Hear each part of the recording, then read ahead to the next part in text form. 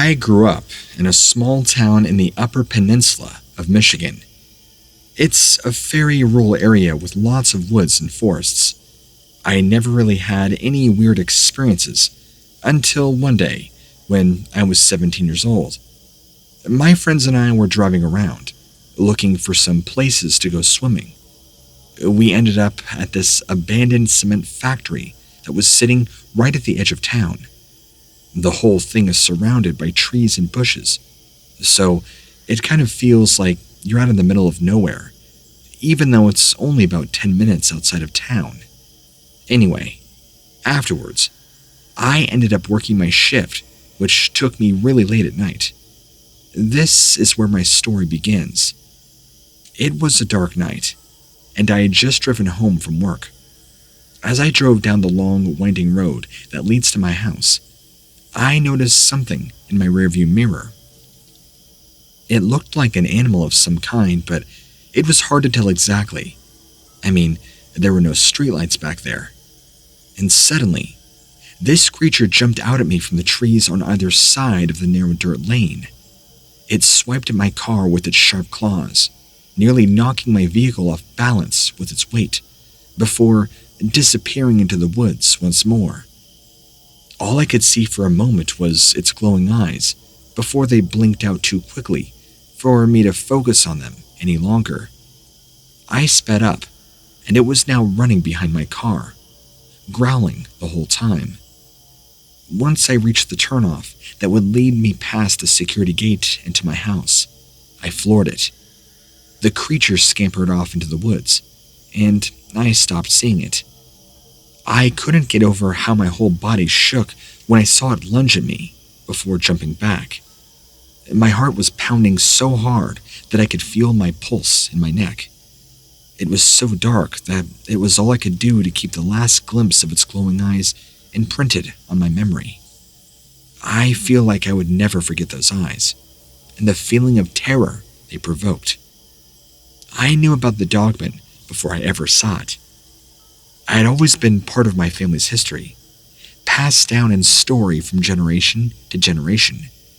We all grew up hearing the stories from our elders, and as a child, they were just scary stories to tell on a cold winter's night around the fire with hot apple cider in hand.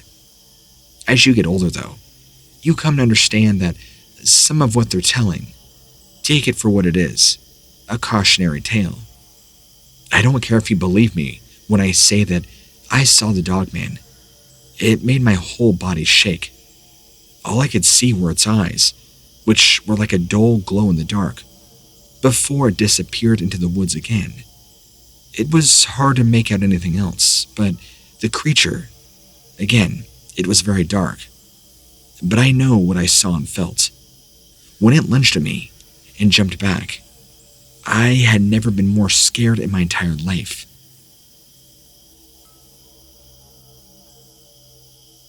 I grew up in Washington State and have lived there my whole life. Washington is a beautiful state with so much to offer. The mountains, the ocean, rainforests, deserts, the list goes on.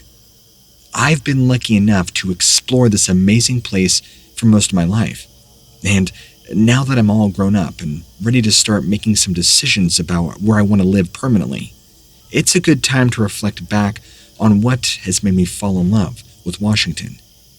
It's such an incredible place, full of beauty and wonder. I couldn't imagine living anywhere else. One of my best friends and I decided to go camping in the mountains one summer night. We got a lake, so it was pretty dark by the time we made it to our campsite, which was on the other side of this lake.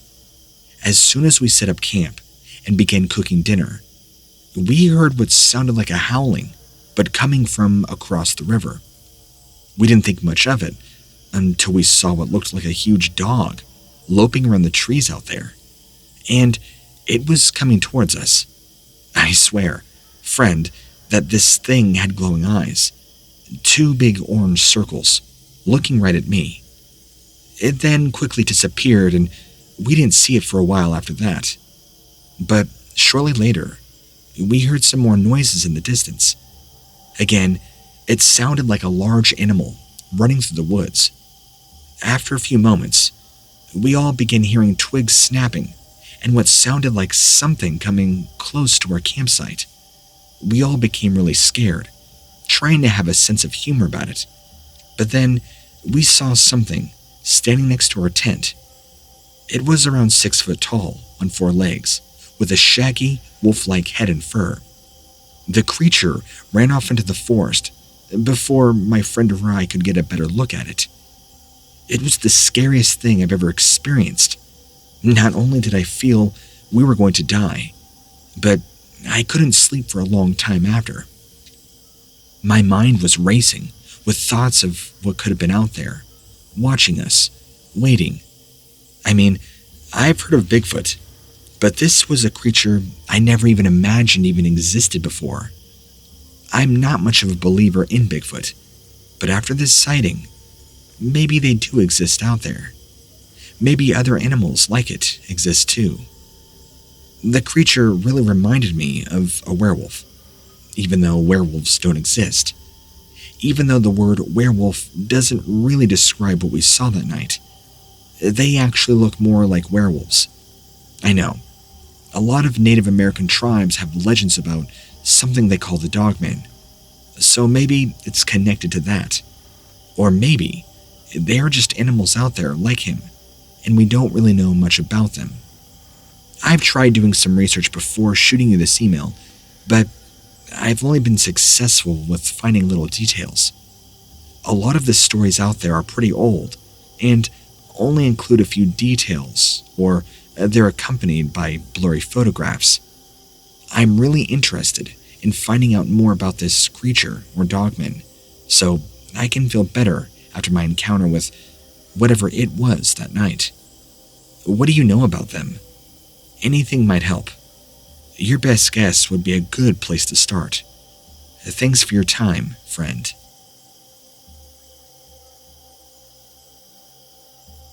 I'm not sure what is scarier, the stories of people who have seen it, or the fact that I now live in fear of being one of them. The Dogman has been sighting in numerous states throughout North America, and more recently, sightings have been reported near my hometown. It's being described as a werewolf-like creature, about 8 feet tall, amber-colored glowing eyes, and gray to black fur covering its body. This thing sounds terrifying. While I haven't seen one myself, I'm reaching out to you today to share with you my aunt's first-hand encounter she experienced just last summer. In her words, I was driving out my car around early one morning. There were some deer in the road. I slowed down to help them cross. As soon as they cleared the street, I looked ahead and saw a large gray animal come into view. It appeared to be running on 2 legs, and it cleared the road quickly. Then, it turned its head to look back at me. It was this time I noticed it had glowing amber eyes. I lost control of the car in my shock, and luckily was already slowed down. I was so frightened, I lost consciousness for a brief time, until I woke up to find my vehicle badly damaged. After she came to, she found her bumper ripped off and her front end damaged. She also said that there were deep claw marks along the sides of her vehicle. While some may think this sounds like a miscellaneous animal attack, many more are convinced this is the work of a Dogman or cryptid of some kind. Similar characteristics, of course. They believe these types of attacks have been happening for a long time, all over North America, but most have just never been reported.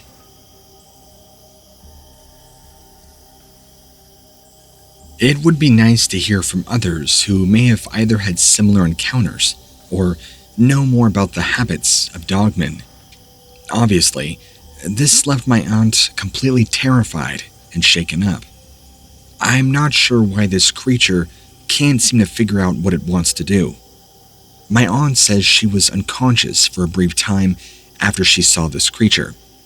She woke up to find her car damaged with deep claw marks on the side of the vehicle. One moment, it's breaking into cars and killing people, but now it seems to be more interested in just running them off the road, giving them a warning. It's confusing. It had a perfectly golden opportunity to kill my aunt, but it didn't. Why did it damage the car for?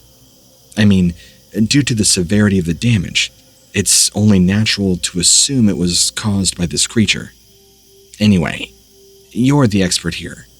What are your thoughts on this crazy story? By the way, I 100% believe my aunt. She is very truthful and never really ever makes up stories. She's a very honest person. This was the first time that she had seen this Dogman, but she is certain it was the creature. For one thing, she was completely conscious when the sighting occurred.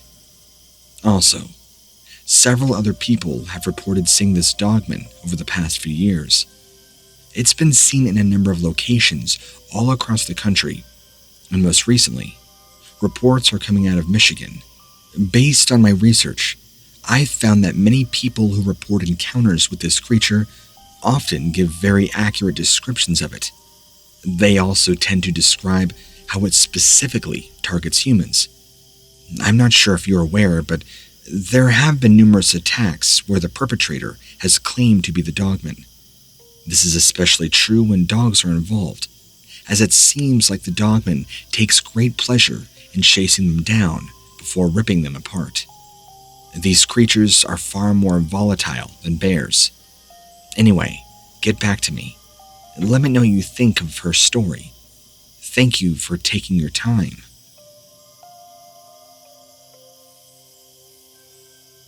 It's a very common myth that people who have seen the Dogman are considered crazy.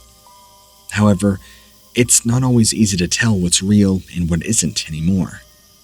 People are seeing things all around the country, now with their own eyes more than ever, so there must be something to the story.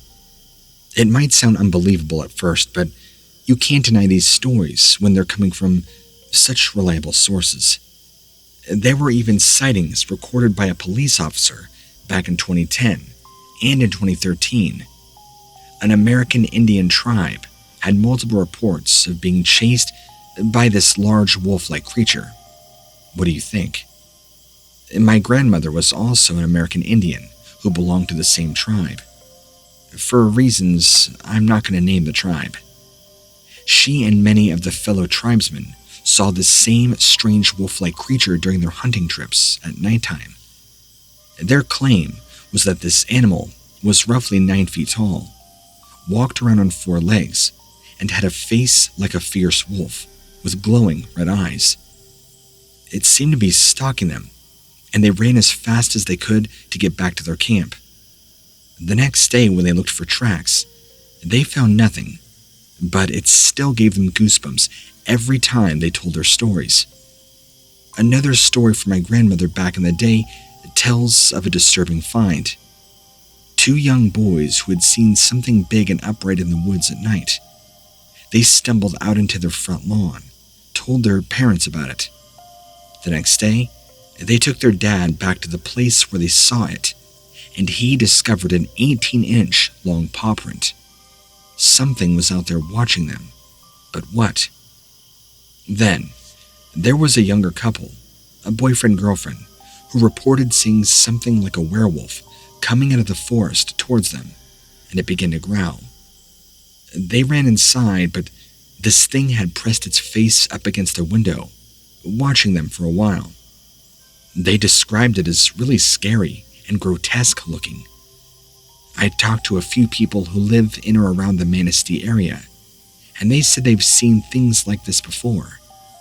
One of them was an officer who caught something on video camera not long ago, but never made it public.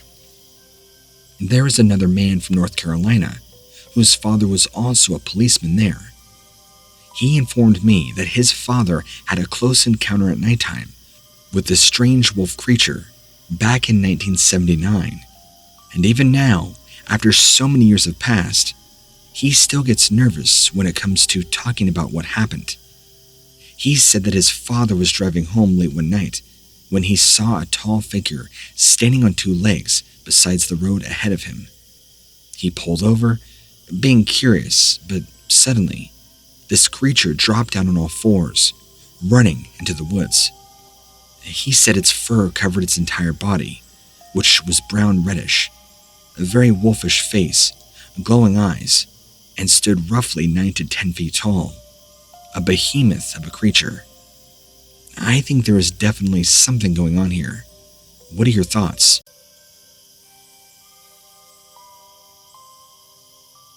I was out in my field late one night, when suddenly, I heard a sound coming from the brush. It sounded like an animal of some sort, but it wasn't making any other noises. Now, this went on for about 10 seconds, until I finally saw that it was a canid. Except, I've seen dogs and wolves, and all sorts of canids. This was nothing like I'd ever seen before in my life. It had long dark hair, and walked upright, with its head down, and arms by its sides. My heart began beating really fast. This thing looked like it wanted to hurt me, or something. So I ran back to my house as fast as possible, without ever looking back once. It was the next day when I saw him again. I was laying in bed, and out of nowhere, I see this face through the window. It scared me so bad I jumped off the bed, tried to run, but my body wouldn't let me.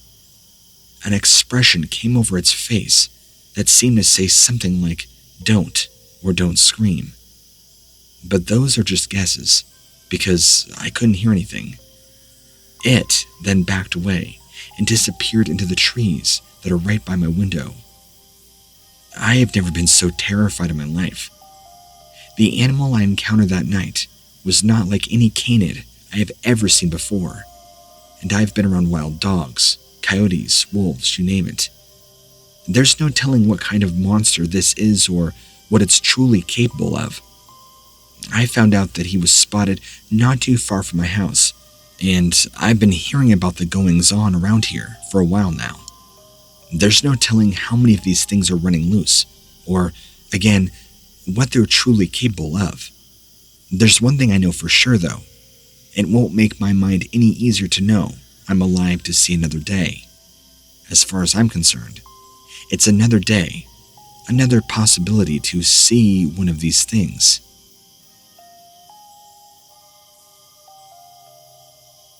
I first heard about Dogman when I was only a teenager. This is the story of a friend of mine, who, we'll call him David. One night, he was driving home late from work on some county road in northern Indiana where he lived. He saw something out of the corner of his eye on a lone road. This road was surrounded by cornfields on all sides. I have David's full permission to share this story with you. He says this in verbatim. I then pulled over to smoke a cigarette, and while I was sitting there on the side of the road, this large canine walks out of the cornfield. It was maybe 7 feet tall to the shoulders, and had thick hair all over its body. It was kind of this weird human-looking head. It stopped in front of me, stood there for a minute, before turning around and walking back off into the corn. The whole time I'm just staring at this thing, and it's staring right back at me. It's not like I saw an animal running down the side of a highway or anything like that. It just seemed really deliberate. David said his mouth was bone dry by the time the encounter had ended. He got out of there as fast as he could, and didn't tell anyone about it until a little later. He'd seen a movie on television that featured the creature in an episode of Monster Quest. David told me this. I kept thinking about what I saw when I watched the show, so I decided to tell a couple of friends at work. They thought I was messing with them, so one night, when there was nothing better to do, we took that same cornfield road out near where all this happened, and we sat there in my car, waiting for something to happen. We didn't really expect anything to, though. We were all completely sober, and so we sat there. Again, no drugs or alcohol involved whatsoever. David said it began to get dark, and visibility began to go down as they sat there on the road. At one point, he made a comment to his friends that they may be waiting out there all night for nothing. And that's when something began running down the road toward them. I couldn't really make it out, David said, but I knew that whatever it was that my eyes were seeing, it was in no way natural. It came closer and closer to our car until I could make out what it was. It looked like a wolf, kind of like what I saw before, but a little different. It's weird looking. The body looked far more human. That's when I knew something wasn't right. My friend and I just sat there for a minute, being in complete shock after we see this thing run past our car. So I started the car back up and got out of there as fast as I could. Now, David told me that it took him a while to get back into his normal routine after what had happened that night. But by the next day at work, he said he couldn't stop thinking about what he had seen. He even said that it wasn't until after he saw the Monster Quest. He said that it wasn't until after he saw the Monster Quest episode that he realized it was not a ghost or a werewolf, but some kind of dog cryptid. David went on to say, "After I got over the initial shock, I began to research more on the internet for more information about this thing I'd seen. It wasn't long before I found out that a lot of other people had witnessed similar creatures in many different states around the country. I then began telling my friends and family about what happened, so they could see I wasn't lying or pulling their leg. The friends that I'd seen this creature, they were so freaked out, they refused to go back to that spot. I was still desperate to get answers. I really wanted to know what this creature was. I've tried looking for it again and again, but I have yet to see anything. It's like it just disappeared from the face of the earth." Now, David went on to tell me that he's not sure what kind of dogman he saw that night. The only reason he even believes it was a dogman is because the creature he saw looked extremely canine, and after researching, those are the only two dots he could really connect. David went on to say, "I'm not too sure what kind of dog or dogman it could have been. The only reason I say this is because it moved so fast with such powerful agility that it hardly seemed like a wolf or anything else. Not to mention the fact that it looked extremely humanoid. That in of itself was very off-putting for all of us that witnessed this creature. I've been trying to wrap my head around it ever since. I still really want to know what it is, where it came from, and if there are other creatures like this one out there." David told me that he's not sure if he'll ever see this creature again or not, although he hasn't seen it in over a year. He said that he still thinks about it often. He's not sure if it just moved on to another area or if it died. I've even gone back to the spot where I saw this thing to see if there were any possible way of telling what direction it's coming from, but I'm always far too afraid to investigate further. I'm sure if I did, it would come back for more. I know that you probably don't believe me, but what I saw in that field was definitely out of the ordinary. It may sound crazy to most, and that's okay with me because no one has ever believed my stories anyway. But I have to say that I've never been so scared, especially when this thing revealed itself. I would like to have more information about this creature, and strangely enough, I can't seem to find any real evidence or information other than different and various encounters and stories. I'm hoping you'll be able to help me and David achieve some answers. I'm not sure why or how you're into this stuff, but I really appreciate all of your help with this matter. And by the way, sorry for the confusing formatting. Hopefully you can discern which quotes are me and David. I would also like to know if there are any other people out there that have had similar experiences and information. I told David that if I find anything else about Dogman, I will get back to him as soon as possible. Thank you, and for anybody that hears this, for being such a great resource." I had a terrifying fishing trip when I was just a boy. I had been fishing with my dad for about 2 hours. It was just me and him in the boat. We were out on a clear lake, so it wasn't hard to see anything across the water. As we're driving around in the boat, he pointed and said, "Do you see that large dog over there on the shore?" We looked, and what he was pointing at appeared to be this large canine sitting down by some tree.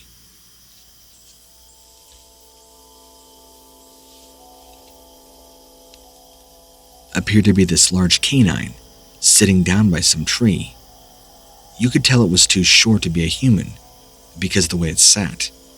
It was crouched over like a dog or something, and when I saw it, I thought, wow, a German Shepherd. I said to my dad, although maybe it's actually kind of bigger than what I thought. So we turned the boat to get a closer look at it, and that's when we can both tell this was not a normal dog. Then, as we're observing it, it stands up on 2 legs and begins moving backwards into the trees. I yelled to my dad to quickly turn the boat around. I was afraid this dog would come after us. He said he couldn't tell what kind of canine this was and that he wanted to get a much better look. So he kept driving up to it, but we could both tell it wasn't normal. It was like a 6-foot-tall, lanky brownish-reddish color, sharp teeth, long, gangly limbs.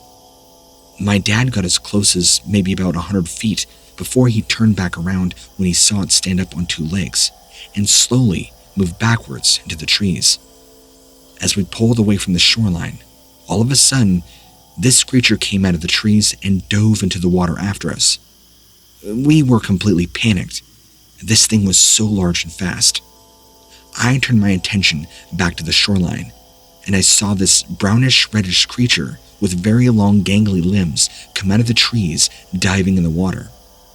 My dad was panicking from seeing this thing, and it was coming fast. We were scared it was going to emerge and try to capsize our boat, so we began going as fast as possible. We had to row. The engine stopped working. Of course, it's like we were caught in some sort of cliché horror movie. I thought this thing was about to jump into the boat, but it disappeared, because when I turned to look, it had completely went under. I thought it could have been lurking below us and surfaced from behind our boat, but as I continued to look around, nothing. This thing had been nothing but incredibly hostile and dangerous. Fortunately, we were successful in fleeing without it ever attacking our boat. Now, when we got home, he called up his friend who is a biologist. We asked him if there was any animals that were like this in our area. His friend said no such animals existed, but that you would never see one in an open area anyway. If they did, they would probably tend to live in forests or swamps. I've never seen this creature before. I don't know what it is. This thing looked really scary. I have no idea what kind of creature this could have been. I know wolves have been spotted in this area, but this didn't match any description of a wolf I'd ever seen or heard of in my life. It appeared to be far more human than wolf, in my opinion. I'm not saying werewolf. I don't believe those exist. However, this was something far more than just an animal. Any ideas what you think my father and I encountered that day?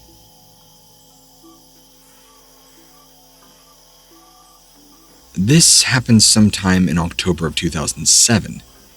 My wife and I were driving down a dark road that night. We had been out doing some errands, and we decided to go take a little look at the lake that's south of us here in West Ohio. The area has always been beautiful, but as you drive back into it from the main roads around the highway this time of year, all the trees are normally bare by now. We've noticed for many years that the dogwoods are usually still in full bloom this time, but just a few days before we were out, about 9:30 p.m. or so. Driving down the road, I noticed something crossing the road quickly to my right side. It was already beginning to get dark out, and had been raining more than normal around here lately. But I could clearly see what looked like a giant dog on 2 legs crossing the road from our left to our right as we drove along slowly, looking at all the lakes along the way. I was kind of shocked, but kept driving, with my head turned over there, where I thought I saw whatever it was crossing. My wife had asked me what was wrong. I told her I thought I just saw something cross the road back there. She asked me what it was.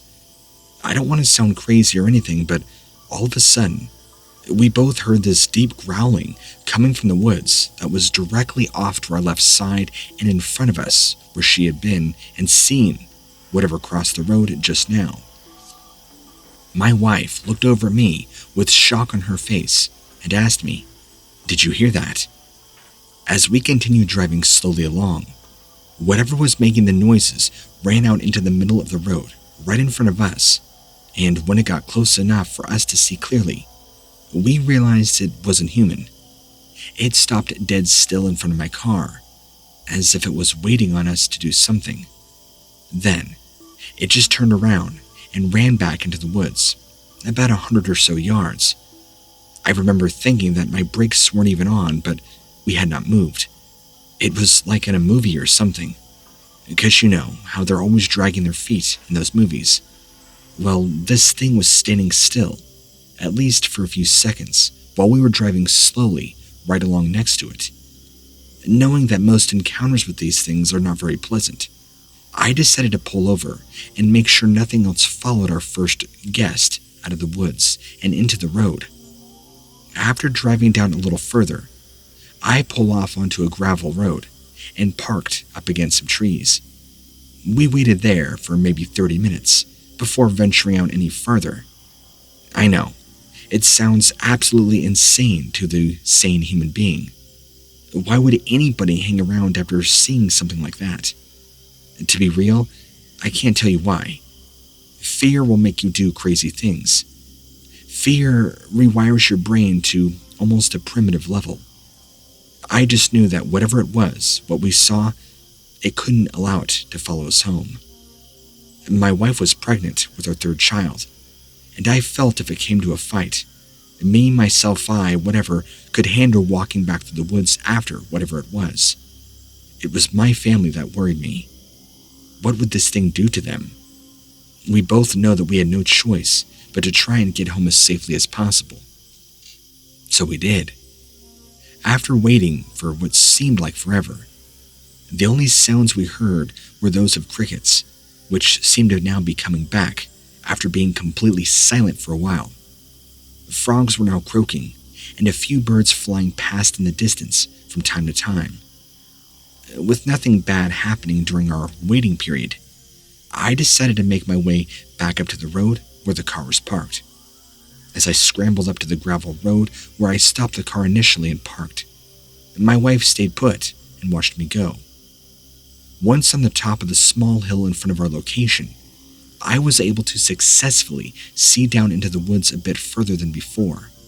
Standing there, about 200 yards or so away from the car, we saw at first what looked like one dog, standing still, waiting for us to do something again. After watching it for a few seconds, I realized it wasn't just one, but several of them, huddled together, as if they were cold or scared, standing there among the trees. It was like they were talking with each other, trying to decide what they were going to do next, knowing that if we were to walk back through the woods, after whatever it was, we would certainly be picked off, one at a time. I decided that it might be in my best interest to just stay in my car and drive out as fast as I could. We drove out until we hit the paved road again, and once we stopped, this time though, instead of parking in the middle of the road or against a tree up against some bushes somewhere, we parked kind of right at an intersection with no traffic. I figured this way, if something decided to try and follow us or attack us from behind on these dark country roads, it would give them virtually nowhere to hide. We still didn't see anything else move on the whole ride home, except for what looked like 4 to 5 dogs running through the wild grass on the side. I do remember having a rather vivid dream once we escaped and got home, though I can't say for sure if it was a dream or not. You know, it was one of those that seemed so real. I was standing there in our front yard, looking back down this dirt road that leads to our house. And there, standing with its front paws outstretched on either sides of me, was this thing. It was around 8 feet tall and on 2 legs, leaning over me and deciding what to do next, like a cat that had just caught a mouse, trying to determine how to kill a prey. The scariest part about this whole thing, though, was not just seeing it standing there in front of me. No. What scared me more than anything else was looking across at my wife, who was standing there, watching as this thing stared down at me, completely vulnerable and in its grasp. She stood there watching, thinking, okay, my husband at any point is going to get us out of this. I didn't know how right she was at that moment, though, because the fact is, I'm not sure if we could have gotten out, even if I had tried. Don't misunderstand what I'm saying here, though. The Dogman encounter that my wife and I had with each other wasn't the worst one you're ever going to read about on your search for encounters or anything. In fact, a lot of people who have seen these things aren't really worried about being attacked. They're more scared of what they may do to their dogs, or worse. It seems like a lot of people have had experiences with these things are farmers, or even small business owners in rural areas, where they stand guard over farms, ranches, and homes. Some say they attack your pets if you do not feed them. Others say that they purposefully leave dead deer carcasses on properties at night, as if some kind of warning to keep people away from their territory, while others fear for their lives around this thing. It's mainly kept as stealing livestock like chickens and goats, only leaving behind bones and blood. Anyway, I'll wrap this up. It's getting long. I hope you and your website can help us get the word out that these things can be dealt with before they do something worse than tear open some poor dog for no reason.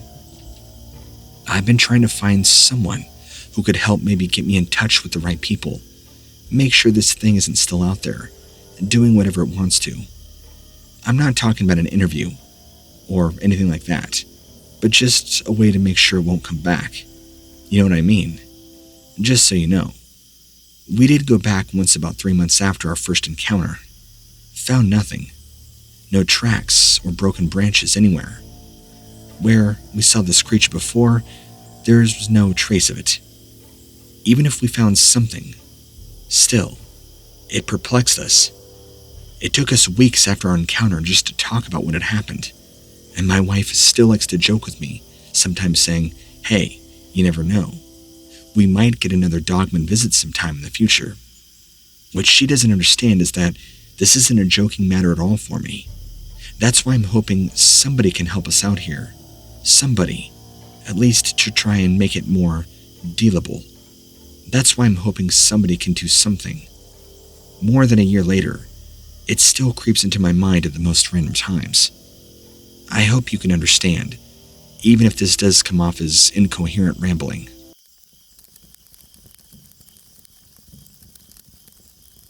June 27th, 2017, 2 a.m., Mackinac Island State Park.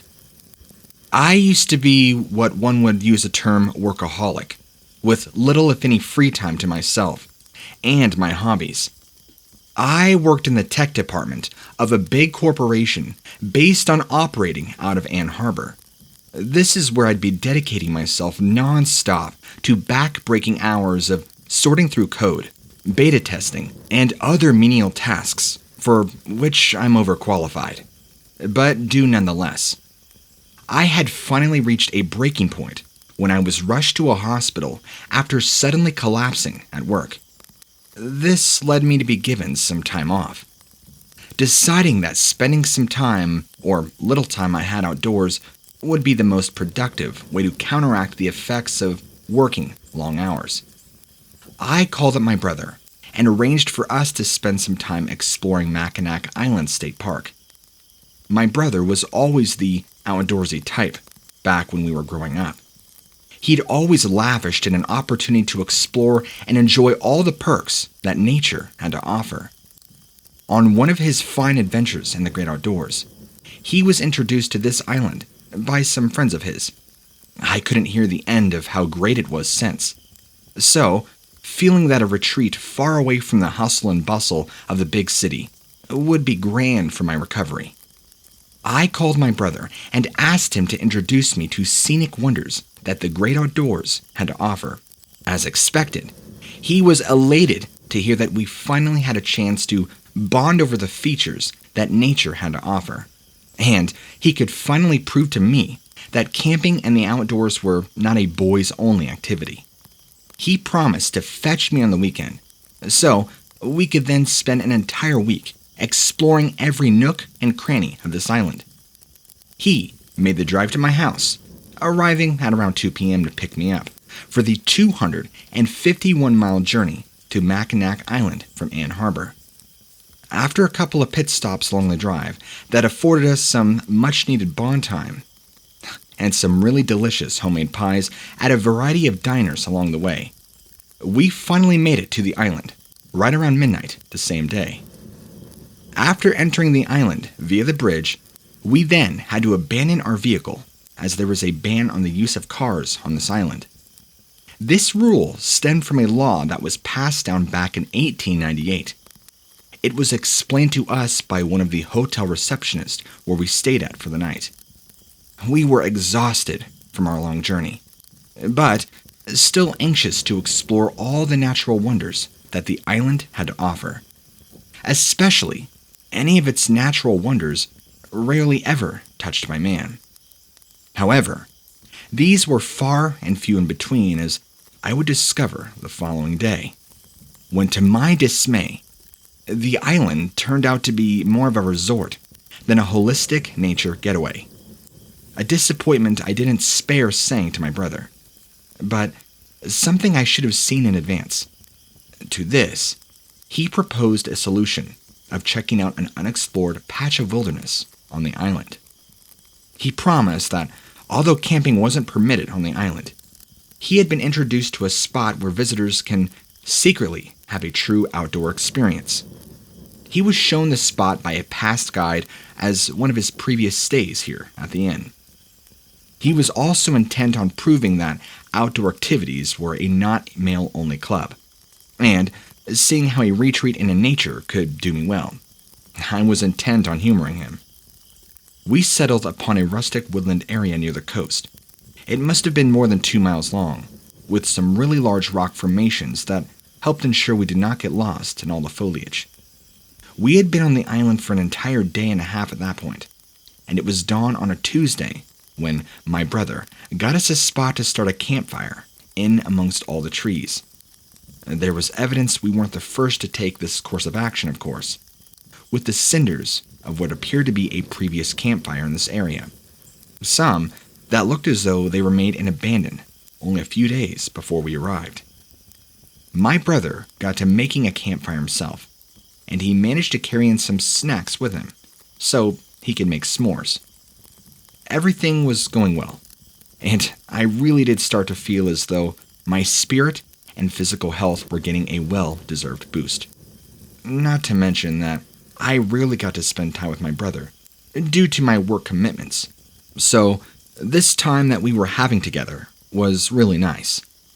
This was until nighttime began to kick in, around 7 p.m., when the rustling of wind in the background turned into what sounded like someone skulking in the bushes.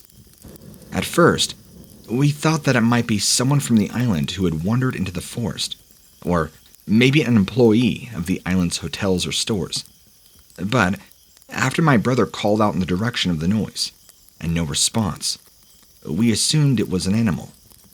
We could immediately tell that whatever was lurking in the bushes was very big, and from the trees that were shaking in the background, and the sounding of branches cracking as they were being walked over, my brother's calling out only seemed to entice the creature even more, as now the noise grew louder as the creature came closer to our campsite.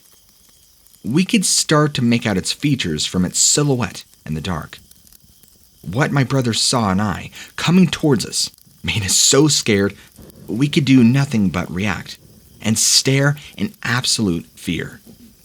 What we saw staring right at us was this huge bipedal dog-like creature that was so tall it stood equal in height to a smaller pine tree just behind it, maybe 7 or 7.5 feet tall.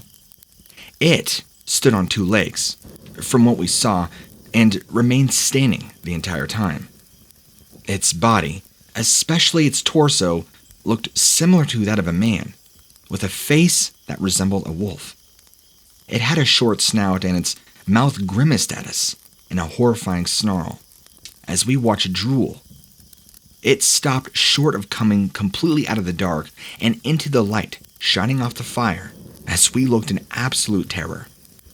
It was almost as if we were in a standoff, us staring at it, and it staring back at us. My brother mustered just enough courage to reach for a steel tong that we had used to cook the s'mores, and as soon as he did this thing took notice, and quickly took off deep into the foliage. Despite its menacing appearance, it seemed more curious and talkative than anything else. We instinctively knew to immediately leave the campsite and head in a direction opposite of where we saw this creature. We haven't shared yet what we saw with anyone else, fearing they'd think we were on a drug binge or drinking spree in the woods. But we know what we saw, and although we've never talked about it to each other again, we both know that we have each other's back.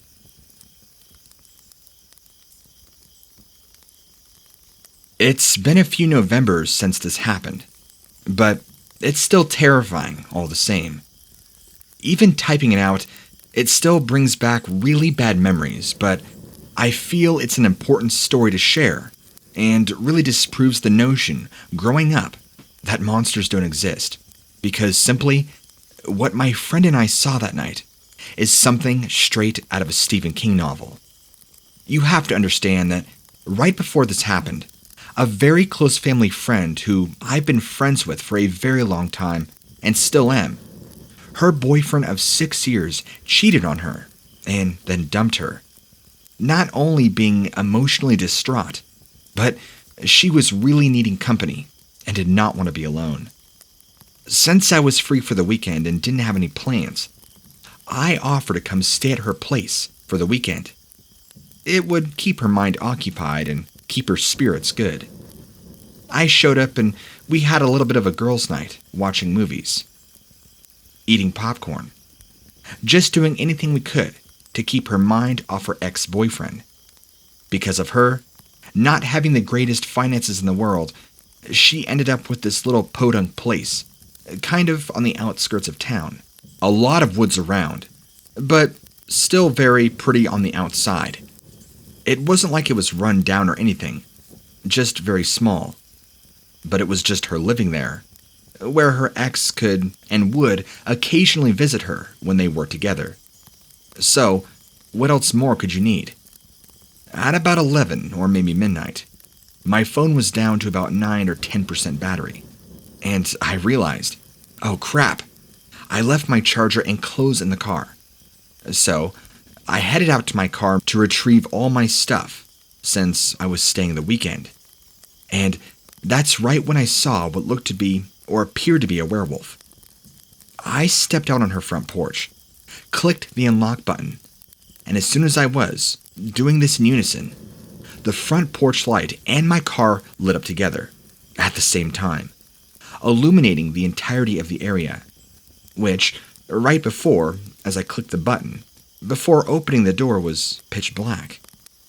As soon as both lights came on, I was screaming, totally startled by what I saw. Standing, maybe not even 6 feet behind my car, approaching the house, was this really tall, I hate to say it, cliché werewolf figure. Instantly, I felt like I was in slow motion, like my brain was scrambling to try and just make sense of what I was taking visually in. I was seeing it right in front of me. The most realistic werewolf costume I had ever seen in my life. But as it was moving, I could clearly see its defined muscles working under its skin, and the way it was breathing coming towards me. This was something straight out of a movie or a Stephen King novel, which, I would know, I've read a lot of his books growing up. I love him as an author. That's why the first thing I thought of when I saw this, believe it or not, is his book Silver Bullet, which is all about werewolves. I was now screaming, turned around, went back in the house, locking the door. Now, as I'm coming back in the house, fumbling with my keys, trying to lock the door, my friend, who's curious, but also now panicked, rushes to the window to see what's wrong. Then, she begins screaming as she starts asking me, "What is that thing?" She now sees it too. That's when she closes the blinds and we both run and dive into the kitchen, grab the largest knife she had, and sat there, huddled together, crying. Within a minute, we hear this thing walk like a man would on two legs to the very back door where her sliding glass door is. Luckily, that had blinds on it too. It was very aggressively trying to open the door, as if this animal knew what handles were. So that means this was either a person in a very convincing costume, or this was something else entirely. We were dealing with a real-life monster here. It was rattling the door so violently and so hard that maybe after 10 or 15 seconds, it gave up. Paced around the house a couple of more times, pounding on the windows, scratching on the house. Not heavily though, but I believe if it wanted to. This thing possessed the strength to shatter a window. But it was like it was trying to find a weak point into the house. Like it was strategizing and thinking. Trying to get one in at one point. It kept wiggling the door handle of the front door violently, as if hoping it would release. Luckily, it never did. We went through a period of time where we did not hear it at all, but still far too worried to get it from the kitchen floor. So, we decided to stay put, still crying, still scared, the only sound being the outside and the TV faintly going. About 12 minutes now goes by, and I do remember this because I was looking right at the clock on the oven, which was right next to where we were on the floor, perfectly visible. We heard a couple, very loudly distinctive pops. It sounded like something being blown up or a large balloon popping. Two of them, actually, and then silence. We heard nothing. Eventually, my friend and I just fell asleep, huddled next to each other, knives still in our hands. I was the first to wake up. I jolted my friend awake, telling her, "We made it. It's morning. The light's out." It was now maybe about 7:45, maybe 8 a.m. at this point, and it's almost winter. So the sun is kind of late on rising, especially here up north. My phone was now dead, and because I had an Android, she had an iPhone. I had no choice but to go and grab my charger from the car. I was going to figure something out and just thinking I cannot let my friend stay here. She didn't have a car at the time, and she mainly got rides back and forth. As I went out to my car, I realized something horrifying. Even though the sun was up, and I was now no longer afraid to go into the darkness, the two back tires of my Prius were completely flat. I walked over to check them out. It looked as if somebody had slashed them, but upon looking closer, I realized that something large had actually bit into them, popping them with its teeth. There were these huge puncture holes in both the back tires. I mean, these tires weren't just a little flat. They were completely flat. And I had already used my spare and never bothered to replace it about a year or two ago before this. To make a long story short, I ended up calling a tow truck. I had the guy give me his personal opinion on what he thought happened.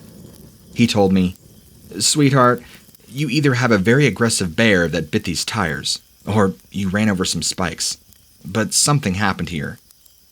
Anyway, I took my friend with me back to my place where she would stay for 2 more weeks before returning back to her house, only for a couple of days before going to stay with her family for a couple of months, then permanently moving there. She eventually went back to town, but only for a day to collect her belongings, never staying overnight. Whatever happened that night, we don't talk about it. I wish I knew more about what it is that we saw, this woolly, hairy, shaggy, wolf-looking thing, but unfortunately, I'm not a biologist. Thank you for taking the time to read this encounter. I hope, if anything, it's provided at least some entertainment, even if it's been at my expense. Even if it has been at my friend's expense as well. Thank you.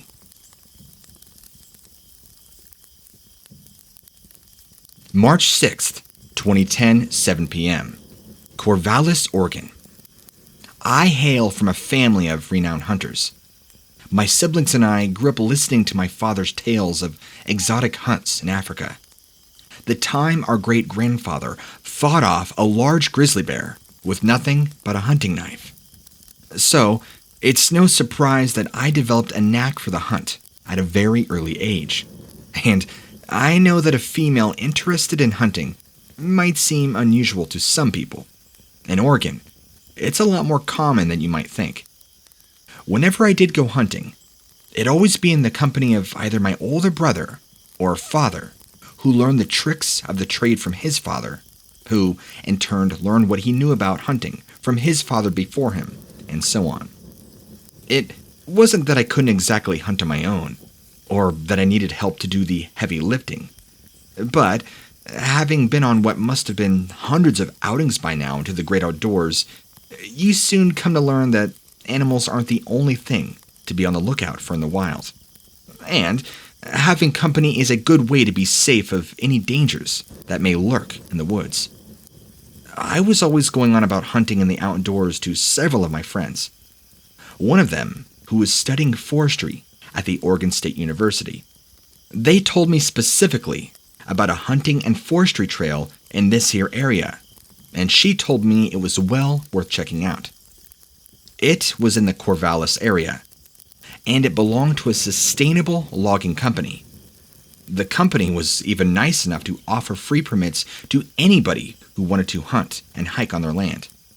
They also gave lectures at the College of Forestry at Oregon State, and this gave my friend access to the permits rather easily.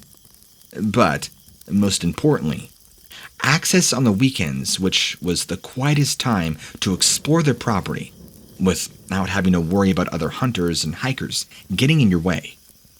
Since the permit belonged to my friend, and I always took my older brother with me on my hunts, we all made reservations to explore the lands on the upcoming Saturday in March of 2010.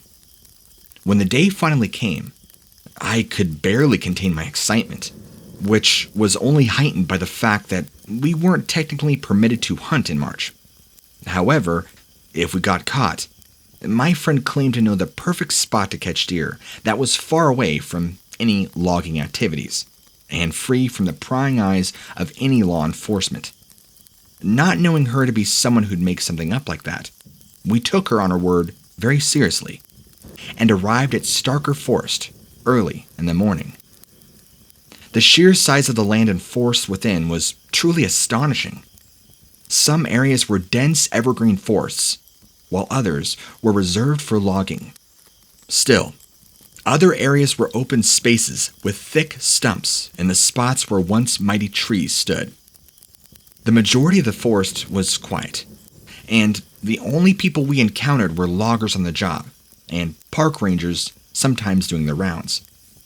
Since visitors weren't technically permitted to explore on weekends, my friend's student card served as a very handy tool to stop any suspicion our presence brought up.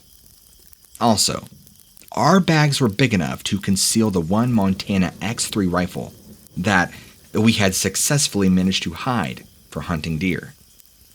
Dawn had come and gone with us, heading deeper into the forest, far away from any logging and rangers, and it began to seem as though that we were lost, even though my friend insisted she'd taken the route before. That's when we started to find strange things, and started experiencing an overwhelming feeling that something sinister was stalking and watching us at a distance. It started with some brush that looked like it was broken and pushed aside by a very large animal. Definitely not a deer or elk. Then, we found a deer carcass, or what was left of it. Just a head and spine, and were so fresh, you could still see red in the meat. At this point, my brother had the rifle drawn and ready.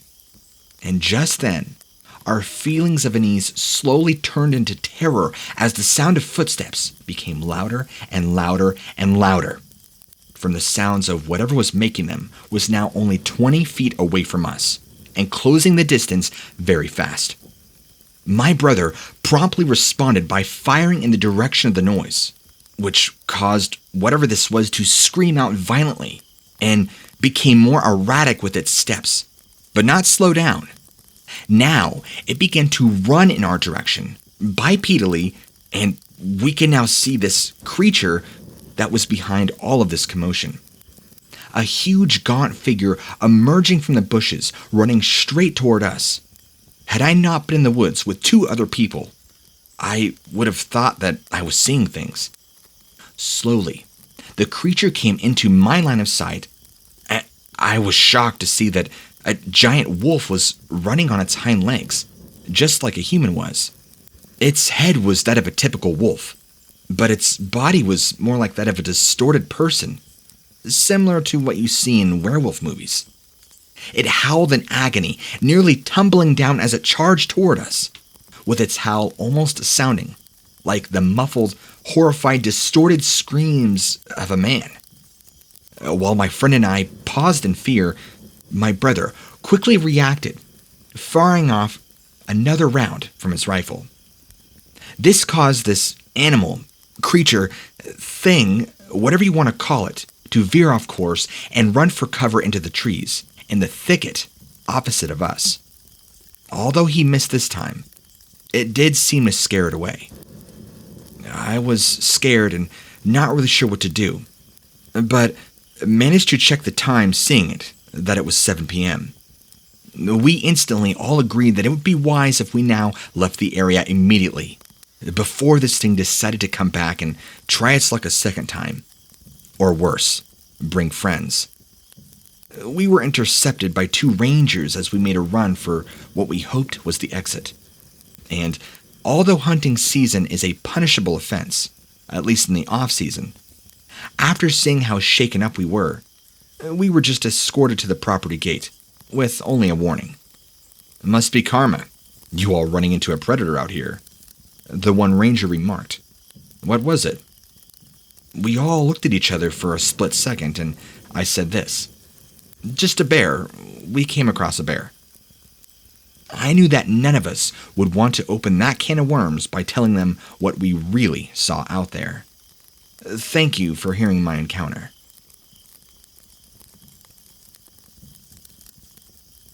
I've been a farmer for almost a decade now. I inherited a small patch of land from my parents that's roughly an hour to an hour and a half drive from St. Louis, Missouri. I hail from one of the first families to settle down in the entirety of the Missouri area, and the land that I decided to call home and establish my roots here. It's been in our family for generations. It was a scenic outcrop of evergreen pastures that went on for miles in every direction. There was a rather large river on one end, not too far from the farmhouse, that provided water to my crops and livestock. And east of my property was a deep forest that was so big it went on to form part of the Mark Twain National Forest. It was this forest, as well as the occasional pest outbreaks and the drop in price of livestock, that were my biggest headache on the farm. Although the forest wasn't an official border to my farm because, technically, I owned a large part of it, I would soon come to learn that it was best if I treated it as an official border for the east end of my property, and basically never passed that border. I'll get into that here shortly, and you'll understand why. My farm is based in a pretty remote area that is ways off from any human activity. Actually, that was one of its biggest selling points to me, and one of the reasons why nobody else in the family had wanted it. In a way, I think my parents knew I'd appreciate the solitude and off-the-grid lifestyle it would provide me, which is why they chose me to leave it to in the first place. You had to drive through a maze of dirt roads just to make it to the nearest road, and I honestly liked it that way. But 4 years into owning the land, I began to lose the occasional sheep to various wildlife that would venture out of the forest in search of food. This almost always happened at night when I was fast asleep. I never did witness what would kill my sheep directly, but I'd find tracks near the site of the kill that gave me a rather good idea of what it was. And with the tracks always being canine-like, I knew the local woods harbored some wolf packs. We even had a bear show up on the property at one point. Although it didn't cause any harm to the livestock, it seemed to be interested in looking around. I had seen it coming from a distance and was safely watching it from my kitchen window. But finally, it got bored and left, some 2 hours later. Since livestock farming was one of the main ways I made an income, the predators that ventured out of the forest onto my farm prompted me to build a secure enclosure for my sheep. And I also got a sheepdog to keep them safe when they were out grazing. After constructing a proper enclosure for my sheep and getting a sheepdog to keep an eye on them, the casualties all but stopped. Not the occasional forest animal didn't come wandering in every now and then, though. Now, I know I just said that the casualties all stopped, but let me just say that was only until April of 2012. This was around the time my sheepdog, named Jack, began to get really worked up come dawn every day. I would bring him inside with me after we had directed the sheep back into the enclosure around 5 p.m. daily. But for some strange reason, he'd go crazy, barking frantically towards the direction of the sheep's enclosure at nighttime. Having worked with animals even before I ever moved to the farm, I knew that my dog's panic was nothing to take light of. And one Thursday, he was so frantic that he even began hurling himself against the door. Also, the sheep were bleating so loud I could hear them from inside the house. All of this prompted me to go and investigate what was really happening. So, it was around 10 p.m., and I reached for my shotgun, heading towards the sheep's enclosure. Jack runs ahead of me, and seemed to stop at a distance, growing ever more frantic. Little did I know, we were both about to encounter the most terrifying night of our lives. As I caught up to, and I came closer, a 7-foot silhouette greeted me, and what I saw was so ghastly and shocking that I froze in my tracks. Jack wasn't doing any better and kept a safe distance from the creature and barked at it like I've never heard him bark before. The creature's shape resembled something you'd expect to see in a Bram Stoker novel, and had I not been so close to it as I was, I probably would have thought it was a very large bear. It had a face no different from one of the timber wolves that came into the farm, but that was about as far as similarities go. Its body, especially its torso, resembled that of a man. It had long human-like arms that almost went as far down to its ankles, with hominid-like hands that ended in extremely large claws.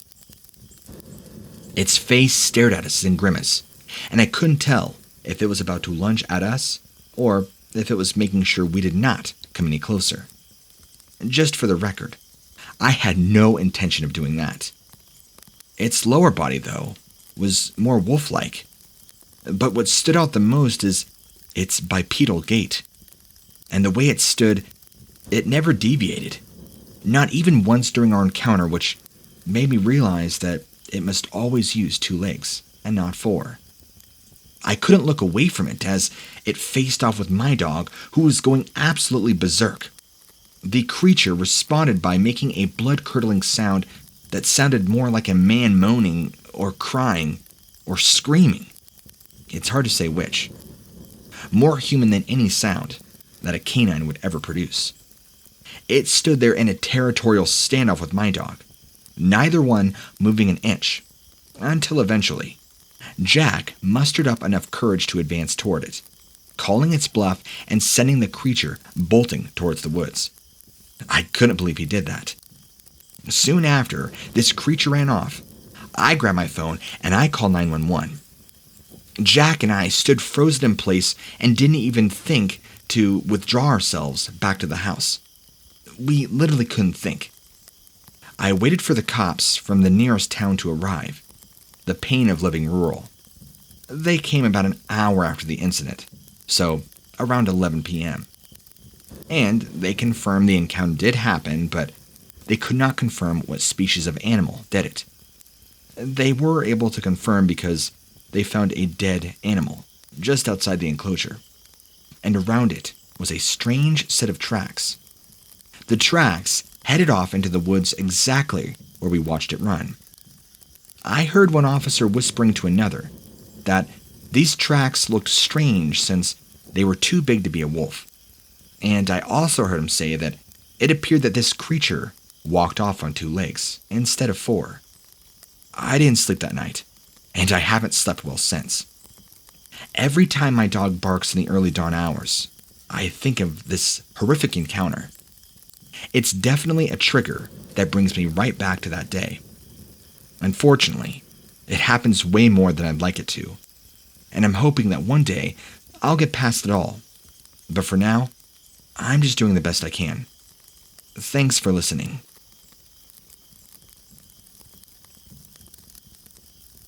I always loved Januaries, ever since I was a small child. It was one of the only times I ever got to spend with my father, who was away from home most of the year. He worked in the oil drilling operations in Alaska's North Slopes, which meant that I only got to see him for very short intervals all throughout the year, except for his yearly time off from mid-December all the way through February. I was extremely close with my father, and despite being a girl, we both shared a passion and love for the outdoors, especially fishing. In fact, most of his time off was spent in search of the ultimate fishing spot. He always looked for one that had an equal balance of sights to look at and fish to catch. During his break in 2009, he found a great fishing spot here in Alaska, which he claimed was as vast, if not bigger, than the town we were from. He said that the river split out into various channels over an area of land that stretched out for hundreds of miles. My mind was racing just thinking of all the different species of fish that such a large stretch of river would even possess. And now, I felt that all of our previous outings and fishing trips would pale in comparison to this one trip, for more reasons than just the fishing. It was also the first time that we would be going to Alaska for one of our fishing trips, and this trip, which was to the Kobuk River, gave us the perfect chance to learn about a new wilderness spot. Even the drive to Alaska was scattered with awe-inspiring scenery. My father took the most scenic routes as he could find any mind wandered as I watched the majestic foothills and beautiful landscapes out the window. We had left our house with enough provisions for a whole week, and also brought along our trusted kayak to enhance the fishing experience.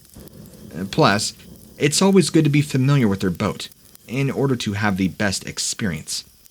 We planned to follow the route taken by some of the Kobuk's earlier settlers, and the brochures we had with us promised a lot of fishing camps, hunting spots along the way.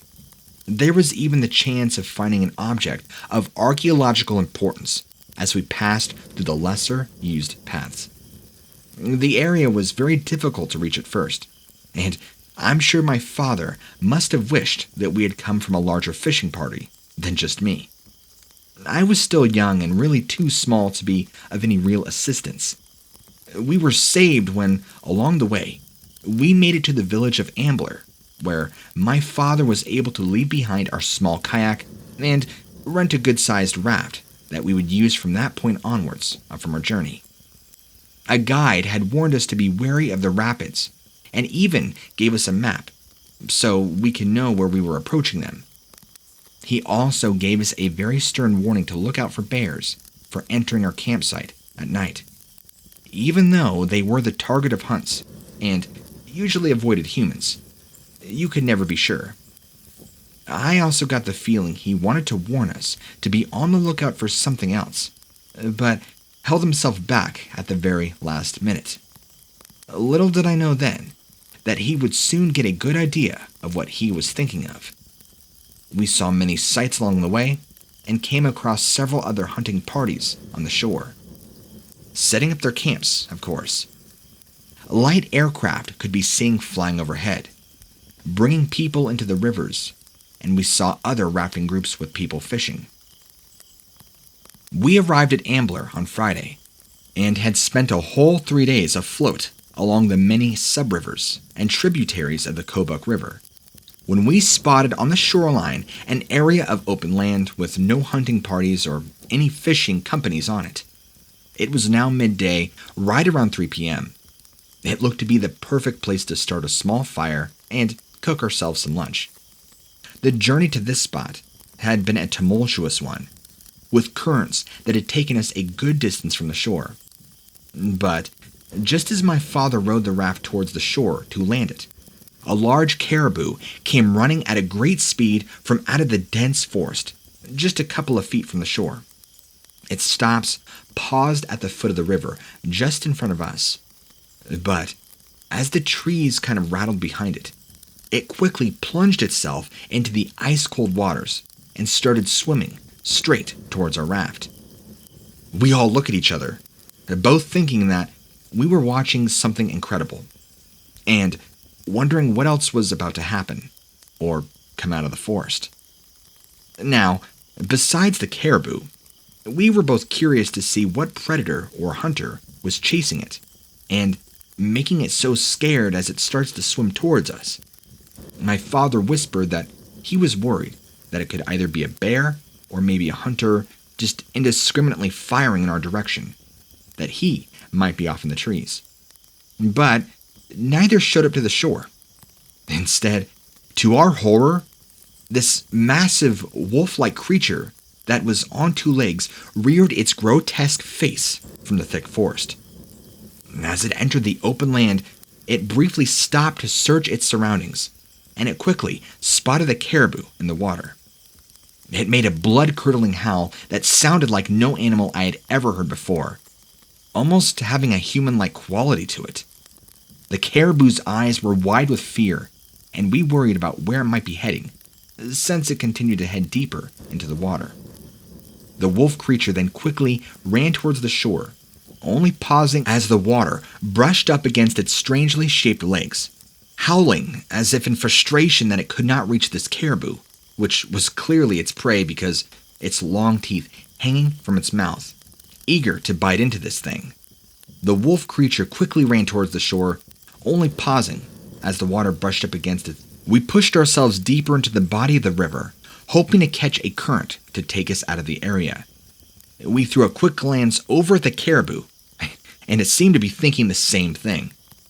The wolf-dog creature was now starting to go into the water as well, and with a bit of quick thinking, I threw some of the fish we'd caught in its direction, hoping to catch its attention, maybe distract it. Luckily, this seemed to work.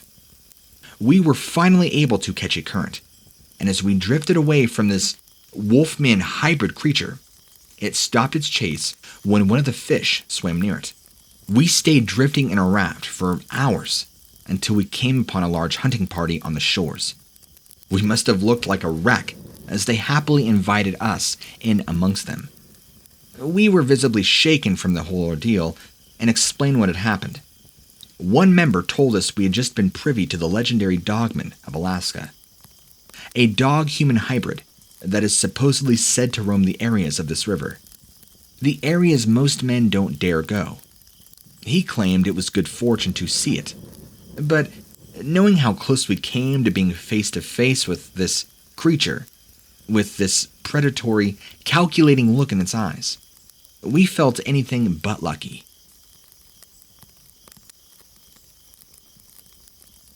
For as long as I can remember, I have been a staunch supporter of the law. I had a strict upbringing and wasn't the type of person who allows for ambiguities, the kind that lay between the good and bad in society. It is probably no surprise to you then that I ended up in law enforcement, or at least an offshoot of it. I and a small team of others were the patrolmen of a local patch of woods that lay on the outskirts of Payson, Arizona. It wasn't my first choice of employment, I'll tell you that much, but it's a job that grew on me. And to be honest, I can't see myself doing anything else. I know it's a world away from inner city patrols, but if you've been on the job here long enough, you'll come to see things that no patrols in the city can provide you with. Every now and then, we would encounter something more than just your average trespassing teenagers, hanging out in the woods, smoking weed, having sex, or illegal loggers looking to make a quick buck. Sometimes, you'd even stumble across a bear, or mountain lion, or even a scene that you'd only see on the National Geographic. Sometimes, you'd encounter something so extraordinary, there is no real-world reference to match it. This is what happened to me and my colleague during one of our routine assignments into the Tonto National Forest here in Arizona. The weeks leading up to the encounter were eventful, to say the least, with two colleagues of mine finding the site of illegal logging on one of each of their patrols. What was strange about it, though, was that the site had been abandoned before they found it, and before the loggers could complete their activities. Their campsite was still in pristine condition with two tents. Each had sleeping bags inside and provisions still inside of them. Outside lay the remains of a campfire with a fresh pot that assumingly held boiling water, until the fire went out. There was even a chainsaw and an axe near at least half a dozen logs. A couple of feet from the campsite were also tire tracks, whose skid marks seemed to indicate that the vehicle had left in a hurry. The only thing we figured out that could have caused these loggers to flee and leave everything behind in such a hurry was a predator or group of predators showing up at the campsite unexpectedly. Although, predators in the forest weren't something new. Predators this close to the edge of the forest were concerning, since this is where most of the hiking trails and visitors took place. So, naturally, this put us all on high alert, looking out for anything unusual during our patrols. We honestly had no clue what the predators might be, but I had come across large droppings that did not match any of the local predators known to live in the forest.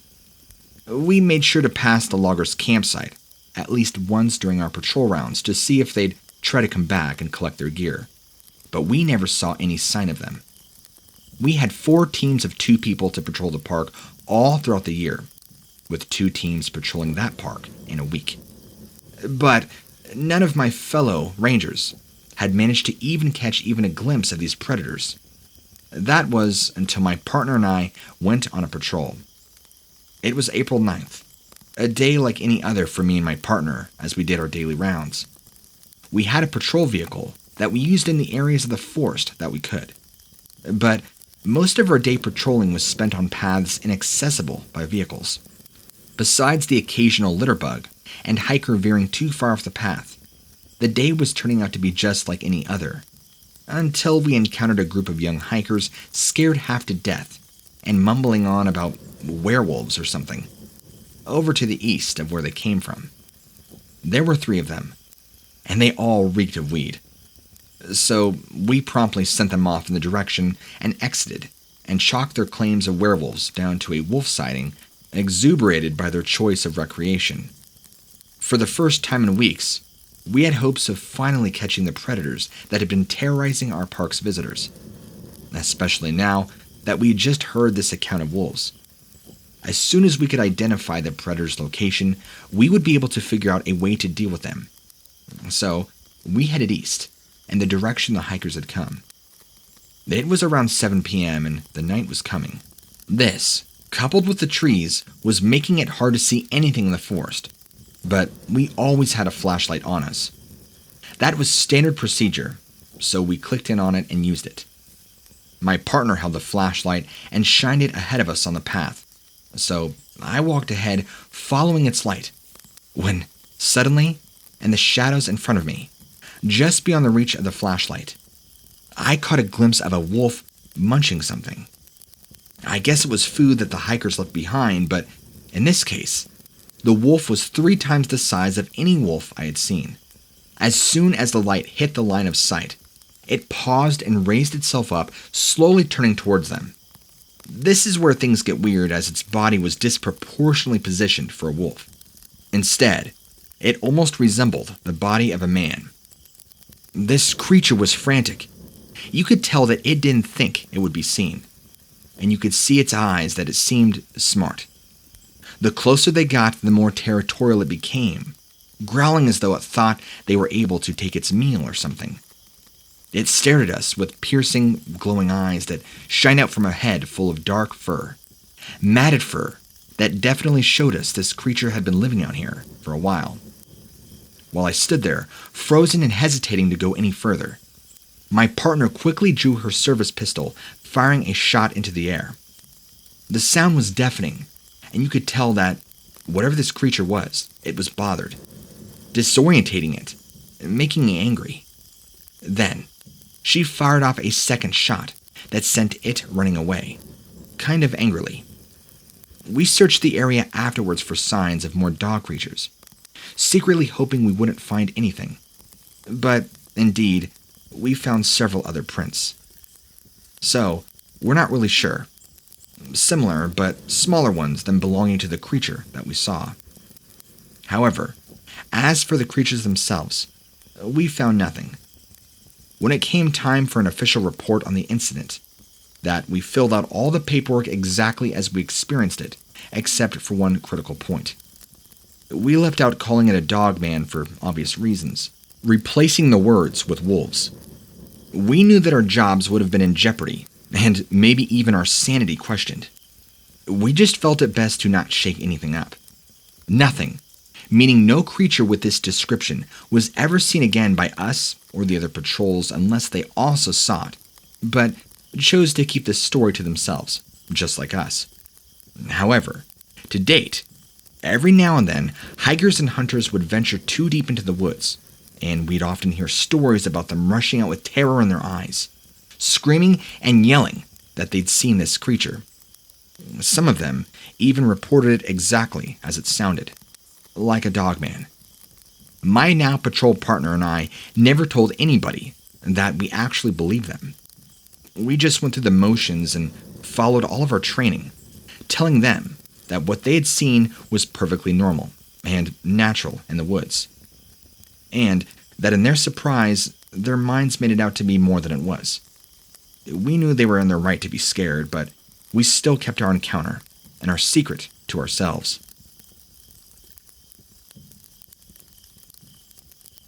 It was late March 2007 when I saw it. You probably wouldn't believe me if I told you. It's just that. I've got to share it with somebody. Anybody. I figured maybe if more people knew about it, well, maybe someday, there might be some real answers. That's got to count for something. It might one day even save some lives. I mean, who knows? Maybe they'll collect each other's encounters. Anyway, here it goes. I was just a kid when this happened. We were in the middle of soccer practice. It was a late, sunny afternoon, but nothing too blinding. This was back when I was still dreaming of going to Berkeley. One of my teammates kicked the ball really hard. I started forward, but the ball sailed straight over my head, out of the soccer park, and across the street into a cluster of tightly woven trees. It was weird that it would land there because most of the land around the park was grassy and open, but I dismissed it and glanced from side to side, in case of any incoming traffic. The streets surrounding the park were usually overbusy, but I watched as one car, a common sedan in navy blue, passed by me. Everybody was impatient for me to get the ball, but I shrugged it off and crossed the street. I could see the mountains to my right, and as I jogged across the hot pavement, that's when I saw it. My teammates were much too far away to see anything. Right behind the ball, something was moving. Something big. I honestly thought it was a stray dog at first. I mean, anybody would if they'd seen it too. The dark, fluffy head of a rust-colored fur could easily belong to a Malamute, or even a long-haired German Shepherd. It could have even been a cross of the two, I suppose. I watched as the canine's nose wrinkled up and down, taking in each of the scents of the soccer ball. I watched in fascination and terror as it continued to lean closer. Since I like dogs, I stupidly called over to it, thinking it was maybe friendly. The thing, and I say thing because I realized shortly it was not a dog, glanced up at me and began to stand on its hind legs. I remember the impossibly long shadow as it fell over me. This thing, or dog, or whatever you want to call it, must have easily been twice my size. Whatever its true height was, I was scared, and I'm not exactly the type that scares easily. Yet in that moment, I could feel the blood drain from my skin as this dreaded creature stared me down with its soul-piercing gaze. The yellow eyes were like burning embers of something. Something almost human staring straight through me, like it was judging or not whether to let me go. I couldn't pry myself away, and its gaze was absolutely mesmerizing. There was a dangerous sort of intelligence reflecting back from deep within its eyes. Something far older and much more mysterious than its furry predecessors. I stayed where I was for what seemed like a long time. There really wasn't anywhere else I can go, to be honest. I wasn't sure how fast this thing could run, but I was willing to bet that it was a lot faster than me, and I was in good shape. But with legs like that, there was no way I would even stand a chance. His stride had to have been more than likely 2 or 3 times wider than mine. I could imagine him closing the gap between us in a mere heartbeat. This creature let out a low guttural growl. It rumbled out in a curious warning, but didn't sound anything like a dog should have sounded. It was almost like there were 2 different vocal cords. Whatever it was definitely did not hit like me. That was fine with me. I didn't like it much either, even if it was a him. I couldn't tell because there was a shadow between it. I bravely reached out with my trembling arm and grabbed the ball. Using one of its massive clawed paws with nails that could have easily rivaled that of Confucius in length. If Confucius had ever been a dog-like beast, the creature suddenly swung back in the woods. I quickly grabbed the ball and made a dash for it. As I moved, this thing was making a trembling noise in the woods, smashing around the trees and kind of emitting a low growl. To my great surprise, it seemed to disappear very shortly. I was terrified beyond my wits, and I scanned the horizon for any sign of life, but there was none. My teammates back over were shouting loudly, yet I paid no attention to them. I was astonished at what I'd seen. Eventually, I gave up on the hope that I might one day see this thing again. Whatever it was, long gone. I hurried and took the soccer ball back to my teammates, where I then shared my story with them. They all thought I was nuts. I kind of thought I had lost it there too for a moment. And I never did see that thing again, though I went back many times to the same field. Maybe it was just passing through. Anyway, after that, I believe anything's possible. Though I think the real question is, what do you think? What animal did I see?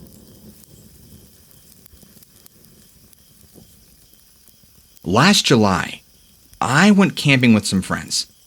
Sam and Evan, I'd actually seen recently. But Elizabeth was coming too, and I hadn't seen her since she moved to Alaska. I was excited to see everybody and just hang out by the tent with some beer and cook some good food on the fire. Sure enough, as soon as we got there and set up tent, cracked open the beer and started playing drinking games. First, we played King's Cup, and then Never Have I Ever. You know, the basics. As it got darker, we turned on an old lantern that Evan had brought. We only really had the light of the lantern, the stars, the fire, and the full moon, and occasionally our phones. lighting us up as we laughed and drank and hung out. Then, as the moon began to come out, we began hearing a faint howling noise. Off in the distance, we couldn't make out what it was. Well, I'll admit, I was definitely a bit scared. Being a city boy who's never seen a wolf in person, I was intrigued enough, or maybe I should say tipsy enough. It was hard to hide my excitement, though, at hearing real nature howls. I thought it would be funny. I tried to howl back, but my friend stopped me. Living in Alaska these past few months, she was much more in tune with the dangers of wildlife in a way I didn't know as a city boy, and somebody whose only interactions with nature were through things like National Geographic. Maybe because they were intrigued also, or maybe just to mess with Elizabeth, Sam and Evan joined in on the howling too, and soon I followed suit. Eventually, we began getting sleepy and ran out of ideas for drinking games, so we decided to crash. Sam and Evan were now staying in one tent, and Elizabeth and I were staying in another. Nothing was happening between us, it's just the way the sleeping arrangement worked out. I gave her privacy while she changed, and I felt the urge to go and use the bathroom. I was going to go use the public bathroom in the middle of the campground. You know, the kind with spider webs the size of your head in every corner, and dirt all over the sink, which makes you wonder if you're even dirtier after washing your hands. It was for that very reason, as well as the beautiful night, that I decided instead to go over by the river. The moonlight reminded me of a painting, and I chuckled to myself, imagining Bob Ross painting happy little trees along the mountain. I unzipped, went about my business, and enjoyed the fresh, cool evening air on my face, cooling me down from that flush of alcohol. I'm about to finish up when I see movement on the other side of the river. I squint my eyes to see a little bit more clearly, thinking it's probably a deer or something, and hoping it was just a moose since I've always wanted to see one but never had the chance. Well, whatever it was definitely big enough to be a moose. As the figure comes close to the bank of the river, I noticed it definitely wasn't a moose. For a second, I thought it was a doe or a big dog until I realized it was neither of those. It was a giant wolf, and when I say giant, I mean absolutely monstrous. I was definitely freaking out a little bit, but I think I had enough alcohol in me that the fear was muted and the curiosity was heightened. I stepped closer to the river, trying to get an even better look at the thing. It was occasionally glancing over at me, but it was mainly just standing there. I took one more step closer, and boom, I slipped on a mossy rock, landing right on my butt. I get up and see that this wolf is now staring right at me. I'm not sure if I scared it, or if it was just curious, but then that's when it happened. The wolf, what I thought was a giant gray wolf, then stood up on its hind legs.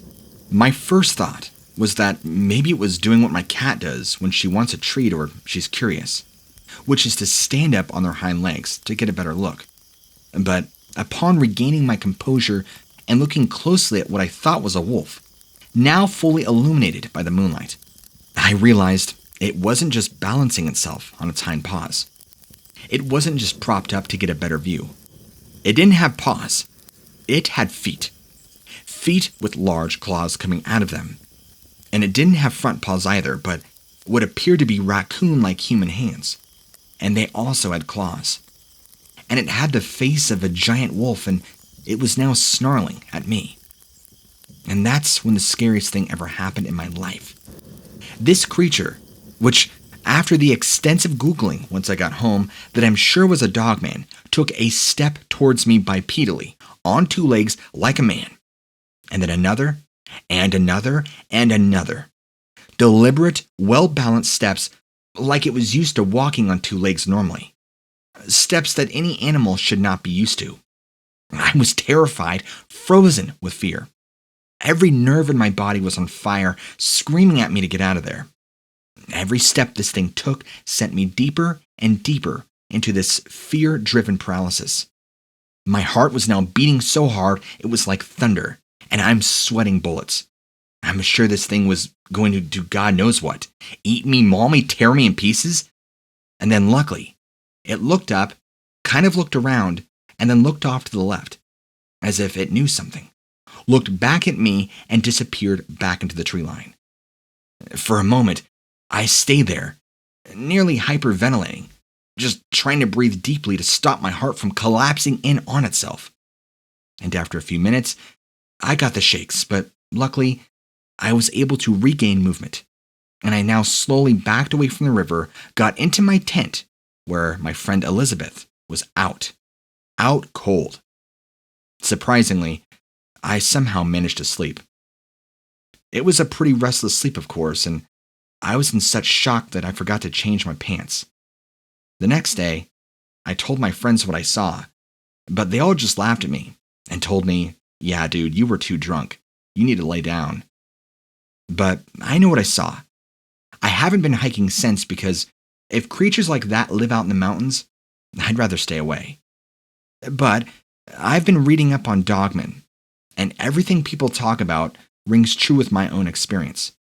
I never believed in so-called cryptids before, but ever since I went camping with my friends that day, I'm now a believer.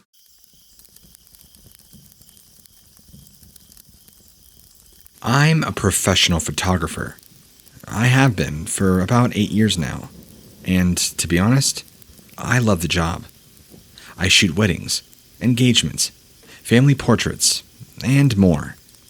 I've gone all over the city and tri-state region in that time, finding really cool places to serve as backdrops. Sometimes, the clients show me new places too, and I use them again later, if they provide a good enough aesthetic. I'll go pretty much anywhere. Abandoned buildings, overgrown areas, make for very interesting pictures. That's why they get used a lot. As do remote parks and industrial areas, believe it or not. The only place I won't go, though, is the old abandoned tunnel. The tunnel was part of a now unused railroad, 20 miles just outside the city. People go there a lot for pictures these days, especially since Instagram has really blown up. The tunnel is covered in lots of colorful graffiti and is overgrown with trees, vines. It's really an incredible spot. But after my last trip, I simply refused to ever go back. I went out one spring day for a beautiful engagement shoot. The couple had specifically chosen the tunnel, and I was familiar with it, so I agreed. Plus, they were paying really good. We did a few other sites first. Then, I met them out there later in the afternoon for the absolute best lighting. We picked a good spot and began working. Everything was running smoothly at first, until we began hearing the sounds. They were coming from somewhere inside the tunnel. It was long enough that it was dark in the middle, so we couldn't see anything past a few hundred yards. But we could hear some noises, like something or somebody was moving around in there. We tried to ignore it, and I kept taking pictures, but the noises got louder, as if whatever was creating them was moving closer to us. My couple was getting more uncomfortable, and they began looking tense. I suggested wrapping it up, but they wanted to finish. I got in another good 10 shots before we heard a strange noise. Growling. I stopped shooting, and we all stared into the tunnel, completely petrified. I had been operating under the assumption that there was maybe a small animal in there, possibly a possum or a raccoon. The sounds had been unsettling, but not actually concerning. But the growling meant something very different. It sounded very large and threatening. At the very least, a stray dog, or maybe even a coyote. But, given the growling, it clearly didn't like us in its territory. We were very isolated out there. So, aside from our cars, we had no means of protection or self-defense.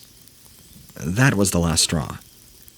With just a quick discussion, we agreed to finish there and go to a backup location. I started packing my lenses as they went to their car. I remember my hands were shaking. The growling continued and got closer and closer. Along with scraping sounds, panicked, I grabbed my stuff, almost running for the car. I got in, immediately locking the doors. The couple was already pulling out, but I had parked facing the other way and needed to now turn around.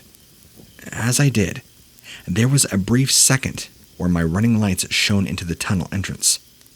In that very second, I saw the source of the noises.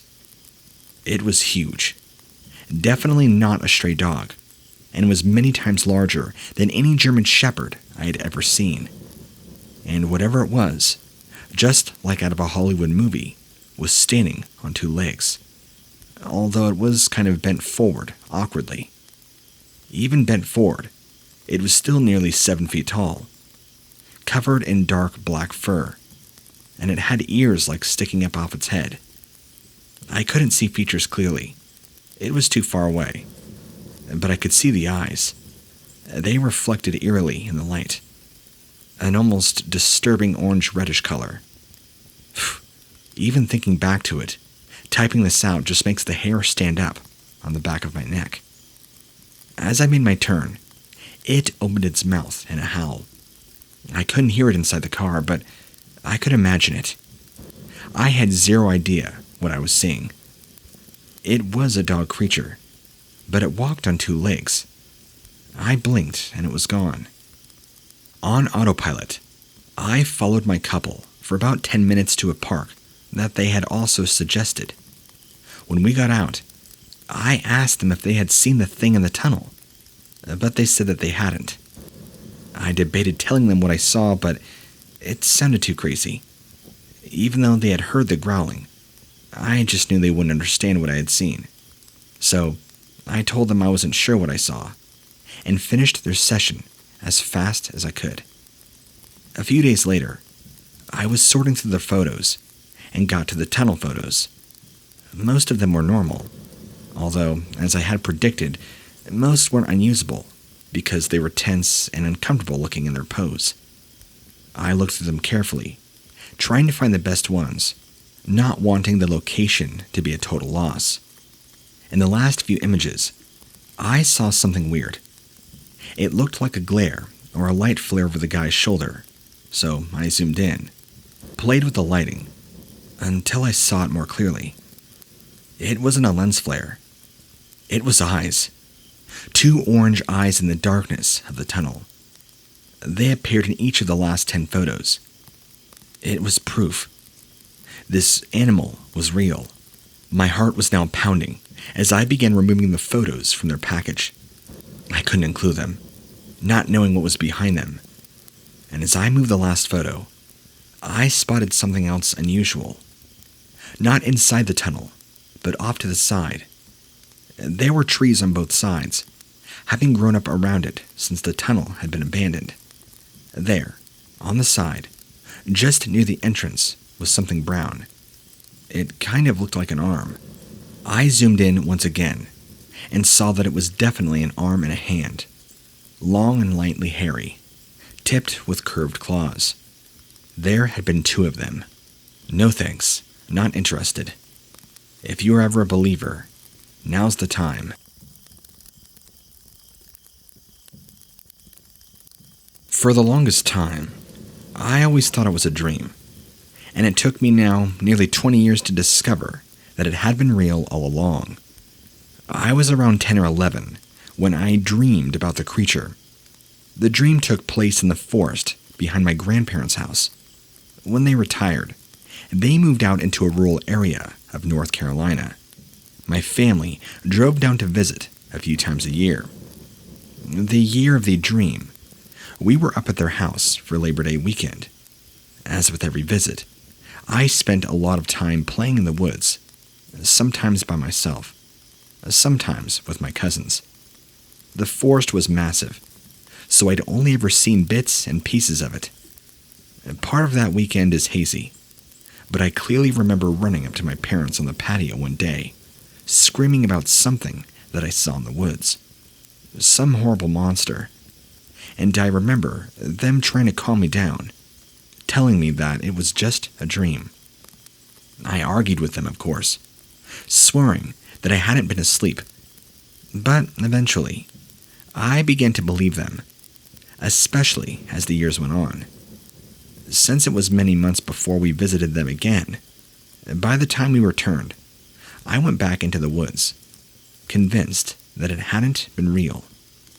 The weird thing was, I could still picture everything perfectly. In the dream, I was in a clearing deep in the woods. There was a little pond in the middle, and a tree that was gnarled and bent, nearly in half. Years later, I could have drawn that clearing. I remembered it that well. And the first thing, the creature, I could remember that too. I thought it was a wolf at first, when I saw it in the trees at the edge of the clearing. But then, it had charged at me, running on just its two back legs, like a person would. I remember it snarling, like a wolf. But even being that young, I knew that it wasn't a normal wolf. Terrified, I'd run out of that clearing like a madman, convinced that I was being chased by this dog-like creature. And that's when the dream ended. The next thing I know, I was crying to my parents. Over years of visits, I'd never seen that clearing before or after that encounter, convincing me more than ever that I had dreamed it up. 18 years later, I was visiting again. My grandmother was selling the house, getting ready to move into a nursing home. We were all there to help her pack up her belongings and clean the place for showings. I brought my fiancé along for some extra muscle, and we spent the weekend there. Saturday afternoon, we decided to take a walk into the woods as a break from working in the house. It had been years since I had done that, and a lot had changed. So, pretty quickly, we entered an area I was not familiar with. We weren't worried about getting lost. We were just wandering around aimlessly. After walking for maybe a half an hour, we came to a spot that immediately sent a chill down my very spine, and I got goosebumps. My fiancé went to check out the pond, looking to see if there were fish in it, or maybe something cool. I followed him, getting that feeling of déjà vu. I spun around, taking it all in, to see if I could figure out where we were. Then I saw the tree, old and withered, the branches bent nearly to the ground. That's when it all came rushing back. My dream. It was the exact clearing for my dream. But seeing it made me wonder if maybe I really had been to this spot that day, and then it had not all been a dream. Now I was freaking out, and my fiancé asks me what's wrong. I told him my supposed dream, and especially how it ended. He just calmly laughed it off, saying that it had been my very young mind, probably playing tricks on me. He did not take an ounce of it seriously. He asked me where the Dogman had supposedly come from, and I pointed. He went to explore that side of the clearing, and of course I reluctantly followed, only because I didn't want to get separated from him. We walked into the woods where I'd seen the creature, and at first, all seemed normal. But then we realized just how quiet it was. We'd been hearing birds the entire walk, but now it was eerily silent. And then we found carcasses, skeletons. There were multiple rotting mammal bodies scattered all around. My fiancé wasn't laughing anymore. He still claimed, though, that it had been a normal animal that I'd seen that day, but he was much more cautious as we turned to leave. As we walked back towards the clearing, we saw the claw marks high up on the tree, well above our heads. I pointed them out, asking what animal could have made those so high on the tree. But of course he did not have an answer. Without discussion, we picked up our pace, nearly running for the clearing. We were almost there when I heard a growl. It came from behind us. I turned to look back and saw a fur-covered creature, its snout dripping with saliva, dark, set-in ambery-colored eyes. Somehow, appearing half human, half not. The head was at least a foot higher than mine. So we sprinted out of there, crossing the clearing without stopping, and continued until we got to the house. I now both knew that without a doubt that I hadn't dreamed my first encounter. At least now I had a witness for the second, even though my fiancé seems just as confused as I was the first time. I know for a fact these things are real.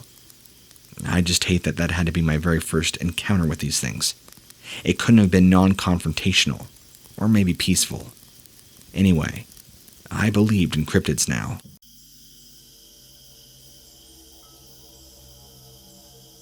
I would prefer if you left my identity anonymous. I'm not looking for any notoriety, clout, or fame for me submitting the story to you. I would really prefer it to stay that way. Alright, so here's what happened. I was riding along with my horses last week, at about 8 p.m. I noticed a bright flickering light that was unusual in the distance. Our horses kept getting spooked, so we walked closer to the area where we saw it. I realized it looked like a man carrying a lantern, walking slowly across the field towards some trees at an angle across from me, slightly in front of me. This being looked very strange. I didn't quite understand what I was seeing. Then, out of the forest, where this ghastly figure disappeared, was this strange canine-looking animal. It was very tall and appeared to have red, amberish glowing eyes, pointed ears, long hair down to its back midway, along its tail, with what appeared to be a large mane, just staring off in our direction. I was in such shock, I tried to get my horses to go forward. They would not. They were rearing up on its hind legs, acting very afraid. I got off my horse and approached this creature with my weapon, about to be drawn, but it quickly retracted itself back into the trees, as if it was waiting for me. I ran into the woods after it. I could hear it running through the brush and climbing trees to get away from me. I followed it in further for about 15 minutes, until I came upon a large open area with many trees. I knew this thing was hiding up in there, just waiting to pounce. This thing was toying with me, and I knew it. I turned around and left the area, the same way I came in. I could feel this thing following me, like it wasn't done with me. It wanted to do things on its own terms, even though I could feel its heavy presence lingering in the area. I left.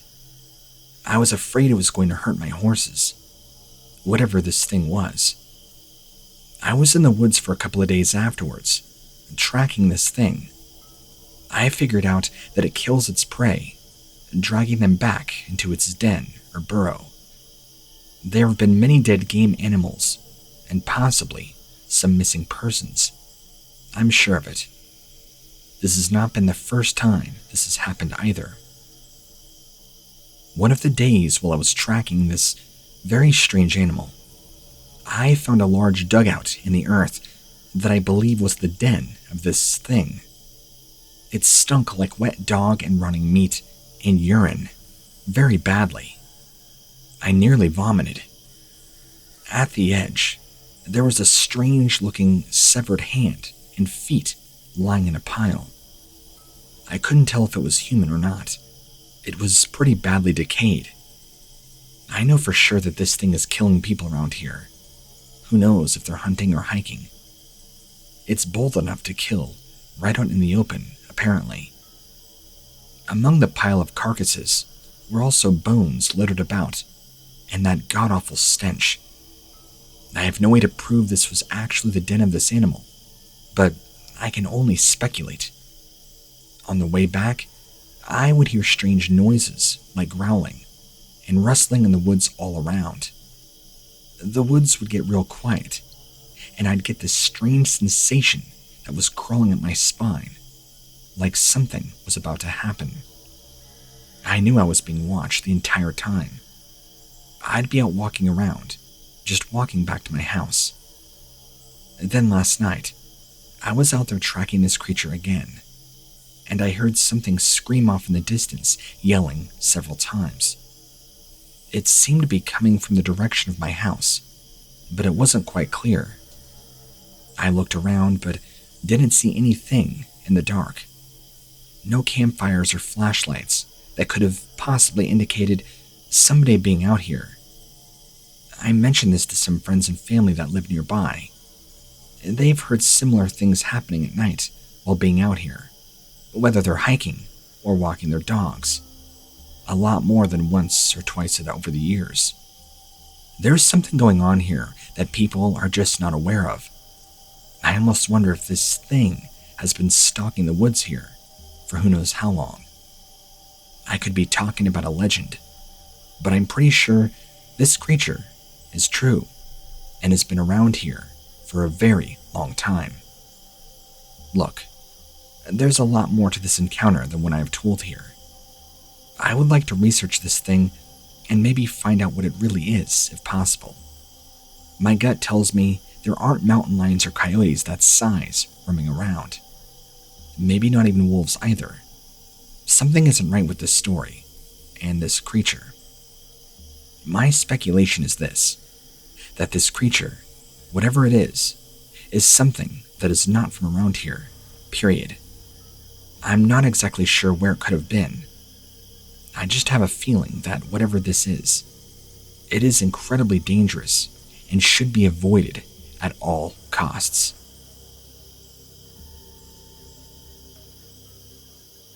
My sighting happened back in the summertime of 2013. My uncle and I were up fishing on a river near Mount Apica. We parked our truck at the end of a road, went down into the woods, and hiked upstream for about 1 mile or so. It was around 1 p.m. in the afternoon. We had just caught some walleye, so we stopped to have lunch under a big willow that hung out over the river. It was very relaxing, and we were enjoying the warmth of the sun. The willow tree provided a nice little bit of shade, so we set up our chairs under it and ate our sandwiches, filthy and dirty, from fishing. I had just taken a bite when I looked up and saw this thing standing on 2 legs, roughly 40 feet away from me. It was moving in a really weird way, which I can only describe as being like a bear does when walking upright, but not quite as jerky. It wasn't looking at me or anything, but it seemed to be focused behind me, like whatever it was after was running off in the direction we were in while we were eating lunch, and now had disappeared in the woods.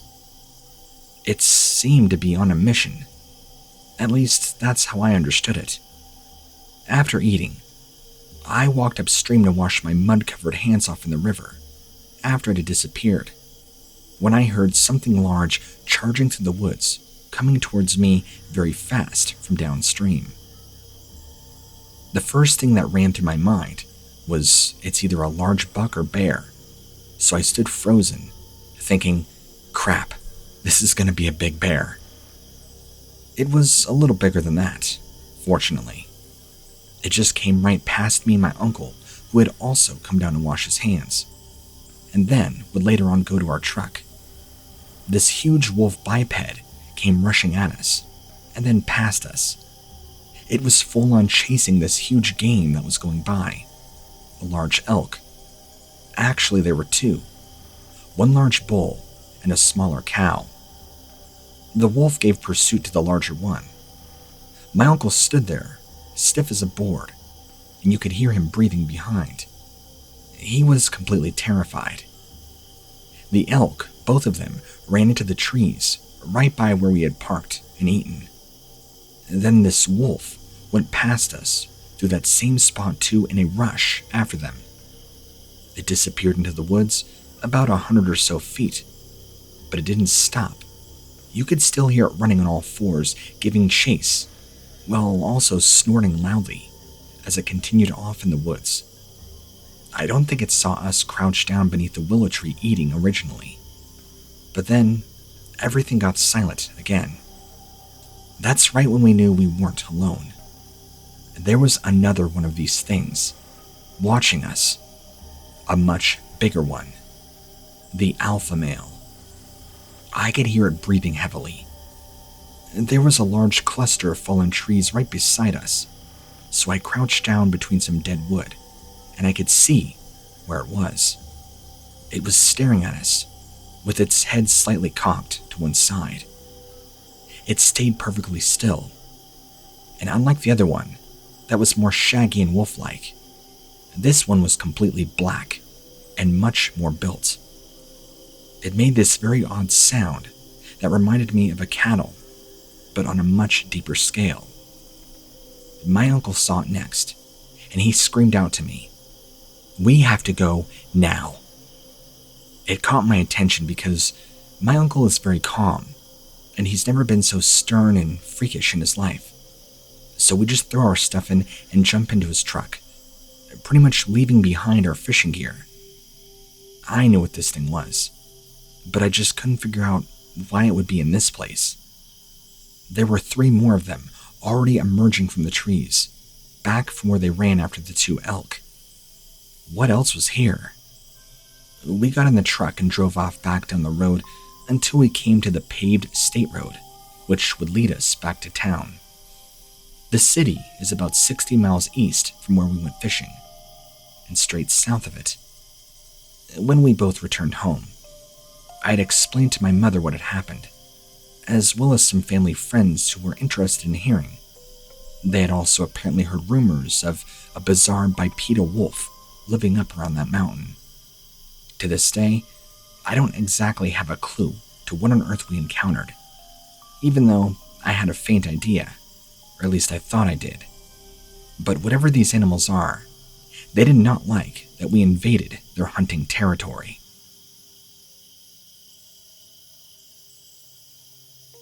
I heard some strange howls, which I believed to belong to a Dogman creature, back in the winter of 2019.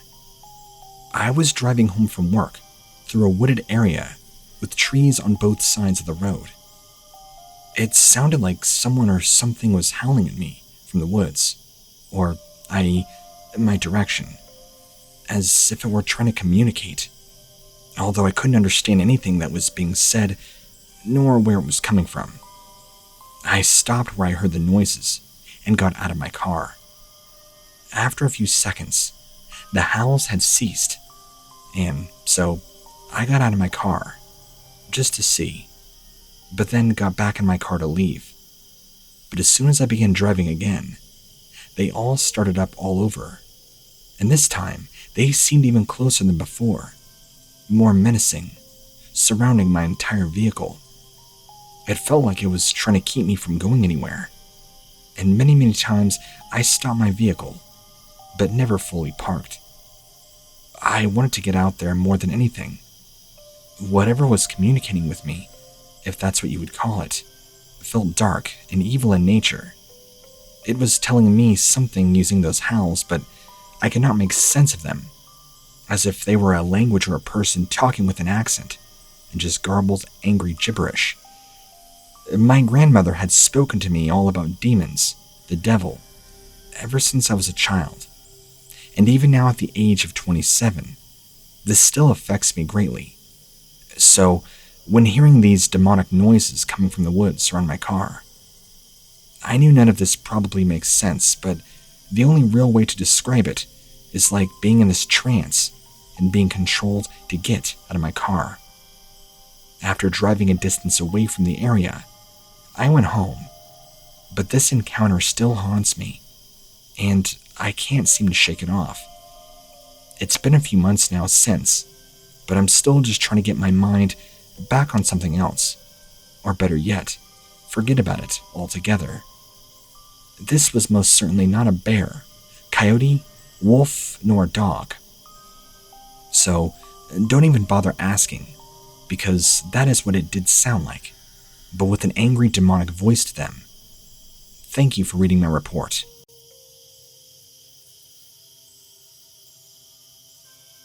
My parents have been staying out of their property, and they've been seeing a strange creature coming up to the house. The creature is about 7 feet to 8 feet tall, with dark brown hair all over its body. This creature has appeared on the back porch of the house, and even tried to break in one night. I have seen this beast myself when I've been visiting my parents out there. It's hard to describe what it looks like, but I will try my best. It has a big head like a gorilla, very large muscular arms and hands, thick neck, surprisingly thin waist for the size of the rest of its body.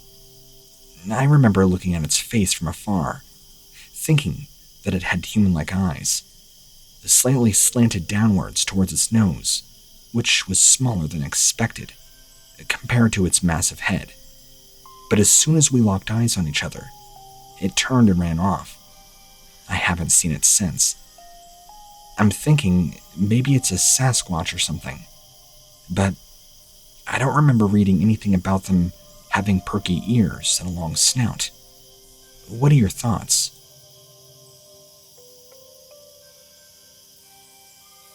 My wife and I were deer hunting on our property, out here at the end of November 2011. We had been hearing strange noises all night and early into the morning, so we decided to get up around 4 a.m. to go have a look around. On our way out, we noticed some strange tracks that had come down out of the woods to investigate the deer feeder we had. They were very human-like in shape, but not quite human. They were around a foot long. From behind my wife, I noticed what appeared to be 2 eyes glowing red from about 150 yards away on the other side of our property. We began walking towards it, looking for a good place to shoot, when this thing took off running full speed towards us on all fours, getting larger as it got closer. Yelling at my wife to get back in the house, it was then I realized this thing was not going anywhere. So I pulled the trigger, hitting it square between its shoulders, sending it flying forward, head over heels. As soon as it hit the ground, this thing jumped up and was gone into the woods. We later found out that this thing had been harassing one of our neighbor's dogs, almost killing it on several occasions, even chasing it up onto a porch. My neighbor ran it off with his four-wheeler, but thought he was just dealing with some crazy redneck who liked to dress up in fursuits. I guess he didn't realize that this was a real animal. It is now January of 2014 at the time of writing this, and we have not seen a trace of this creature since, although I am almost positive that we are still being watched until something else shows up on the property again. And it will. I believe in Bigfoot and cryptids, but this is something else entirely, and most certainly not a Bigfoot.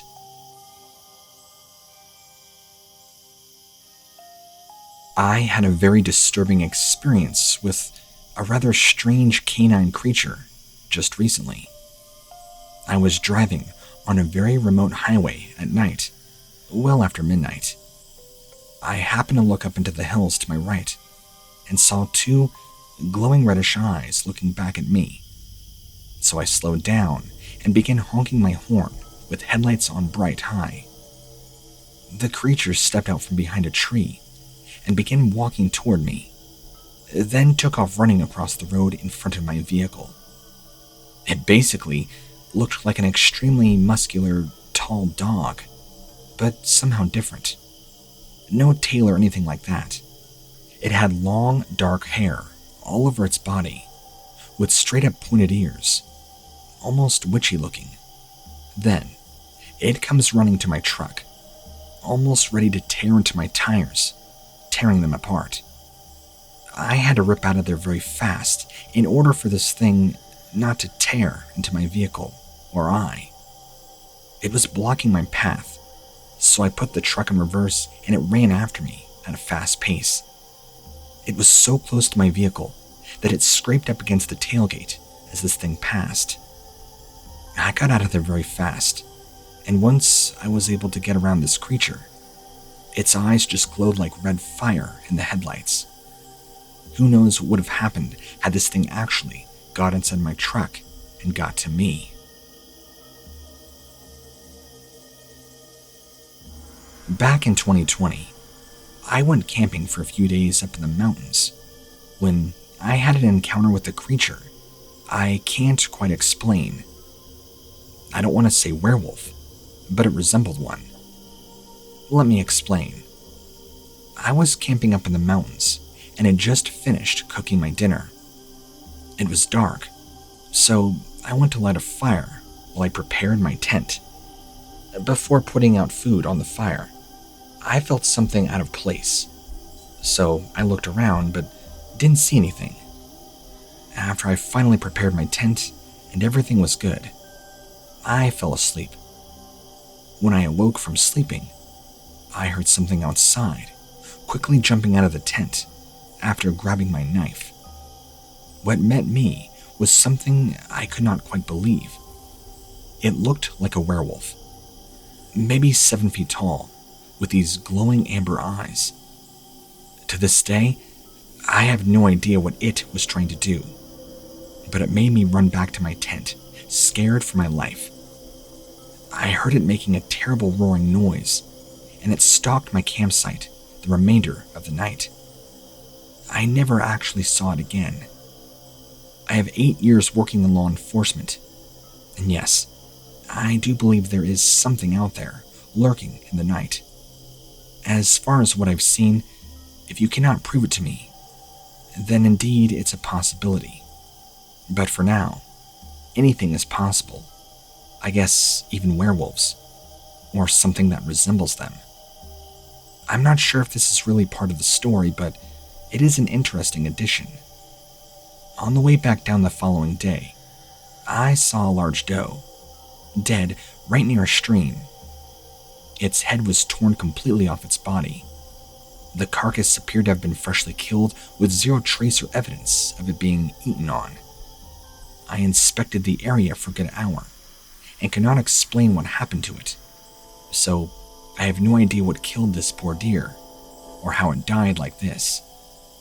I speculate that it was done by whatever creature it was that came at me in my camp.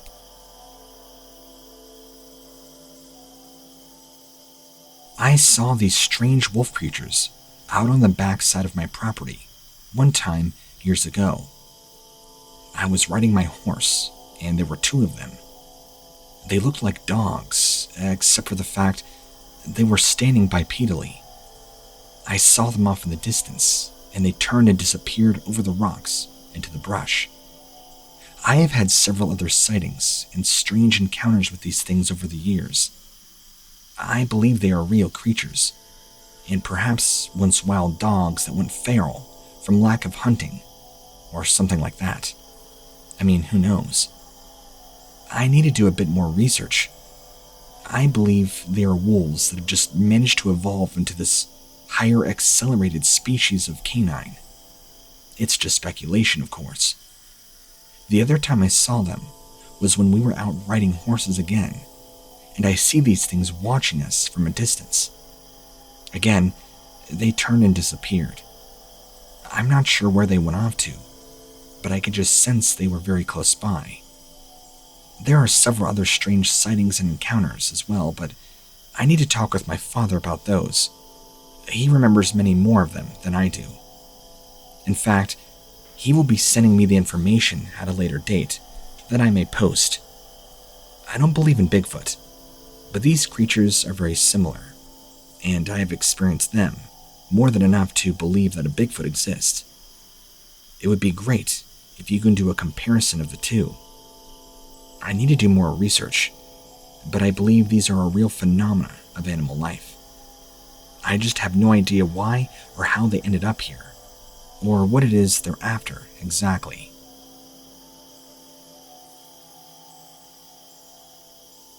This sighting occurred in the fall of 2018. I was sitting at my deer stand in the dark, and right before I hoped, I saw something moving in the leaves. With adrenaline pumping through my veins, I grabbed my rifle and walked over to take a look. No animals were there, at least none that I could see. But something just didn't feel right though. I could feel the presence of something in the area, like something just wasn't right, although I couldn't place it. I sat up in the stand as I climbed up, and I heard this rumbling growl. I turned down and looked around, still not seeing anything. Frightened, I waited there for safety when I heard something large following me in my direction. As I looked down a second time, I saw it approaching from behind the stand. It had to have been at least 8 feet tall, perky ears, and looked very strange. I could see these red glowing eyes. I jumped off the stand and ran like hell back to my house. Then, once I got to the house, I barred myself inside and was up all night long. I didn't know if it would come back. I heard this thing chasing me the entire way back, but I had refused to stop and look. I ran and ran as fast as I could, eventually making it back. I believe I had walked into this thing's territory somehow, not realizing it. I had no idea that when setting up a stand there, I was going to be greeted by this thing.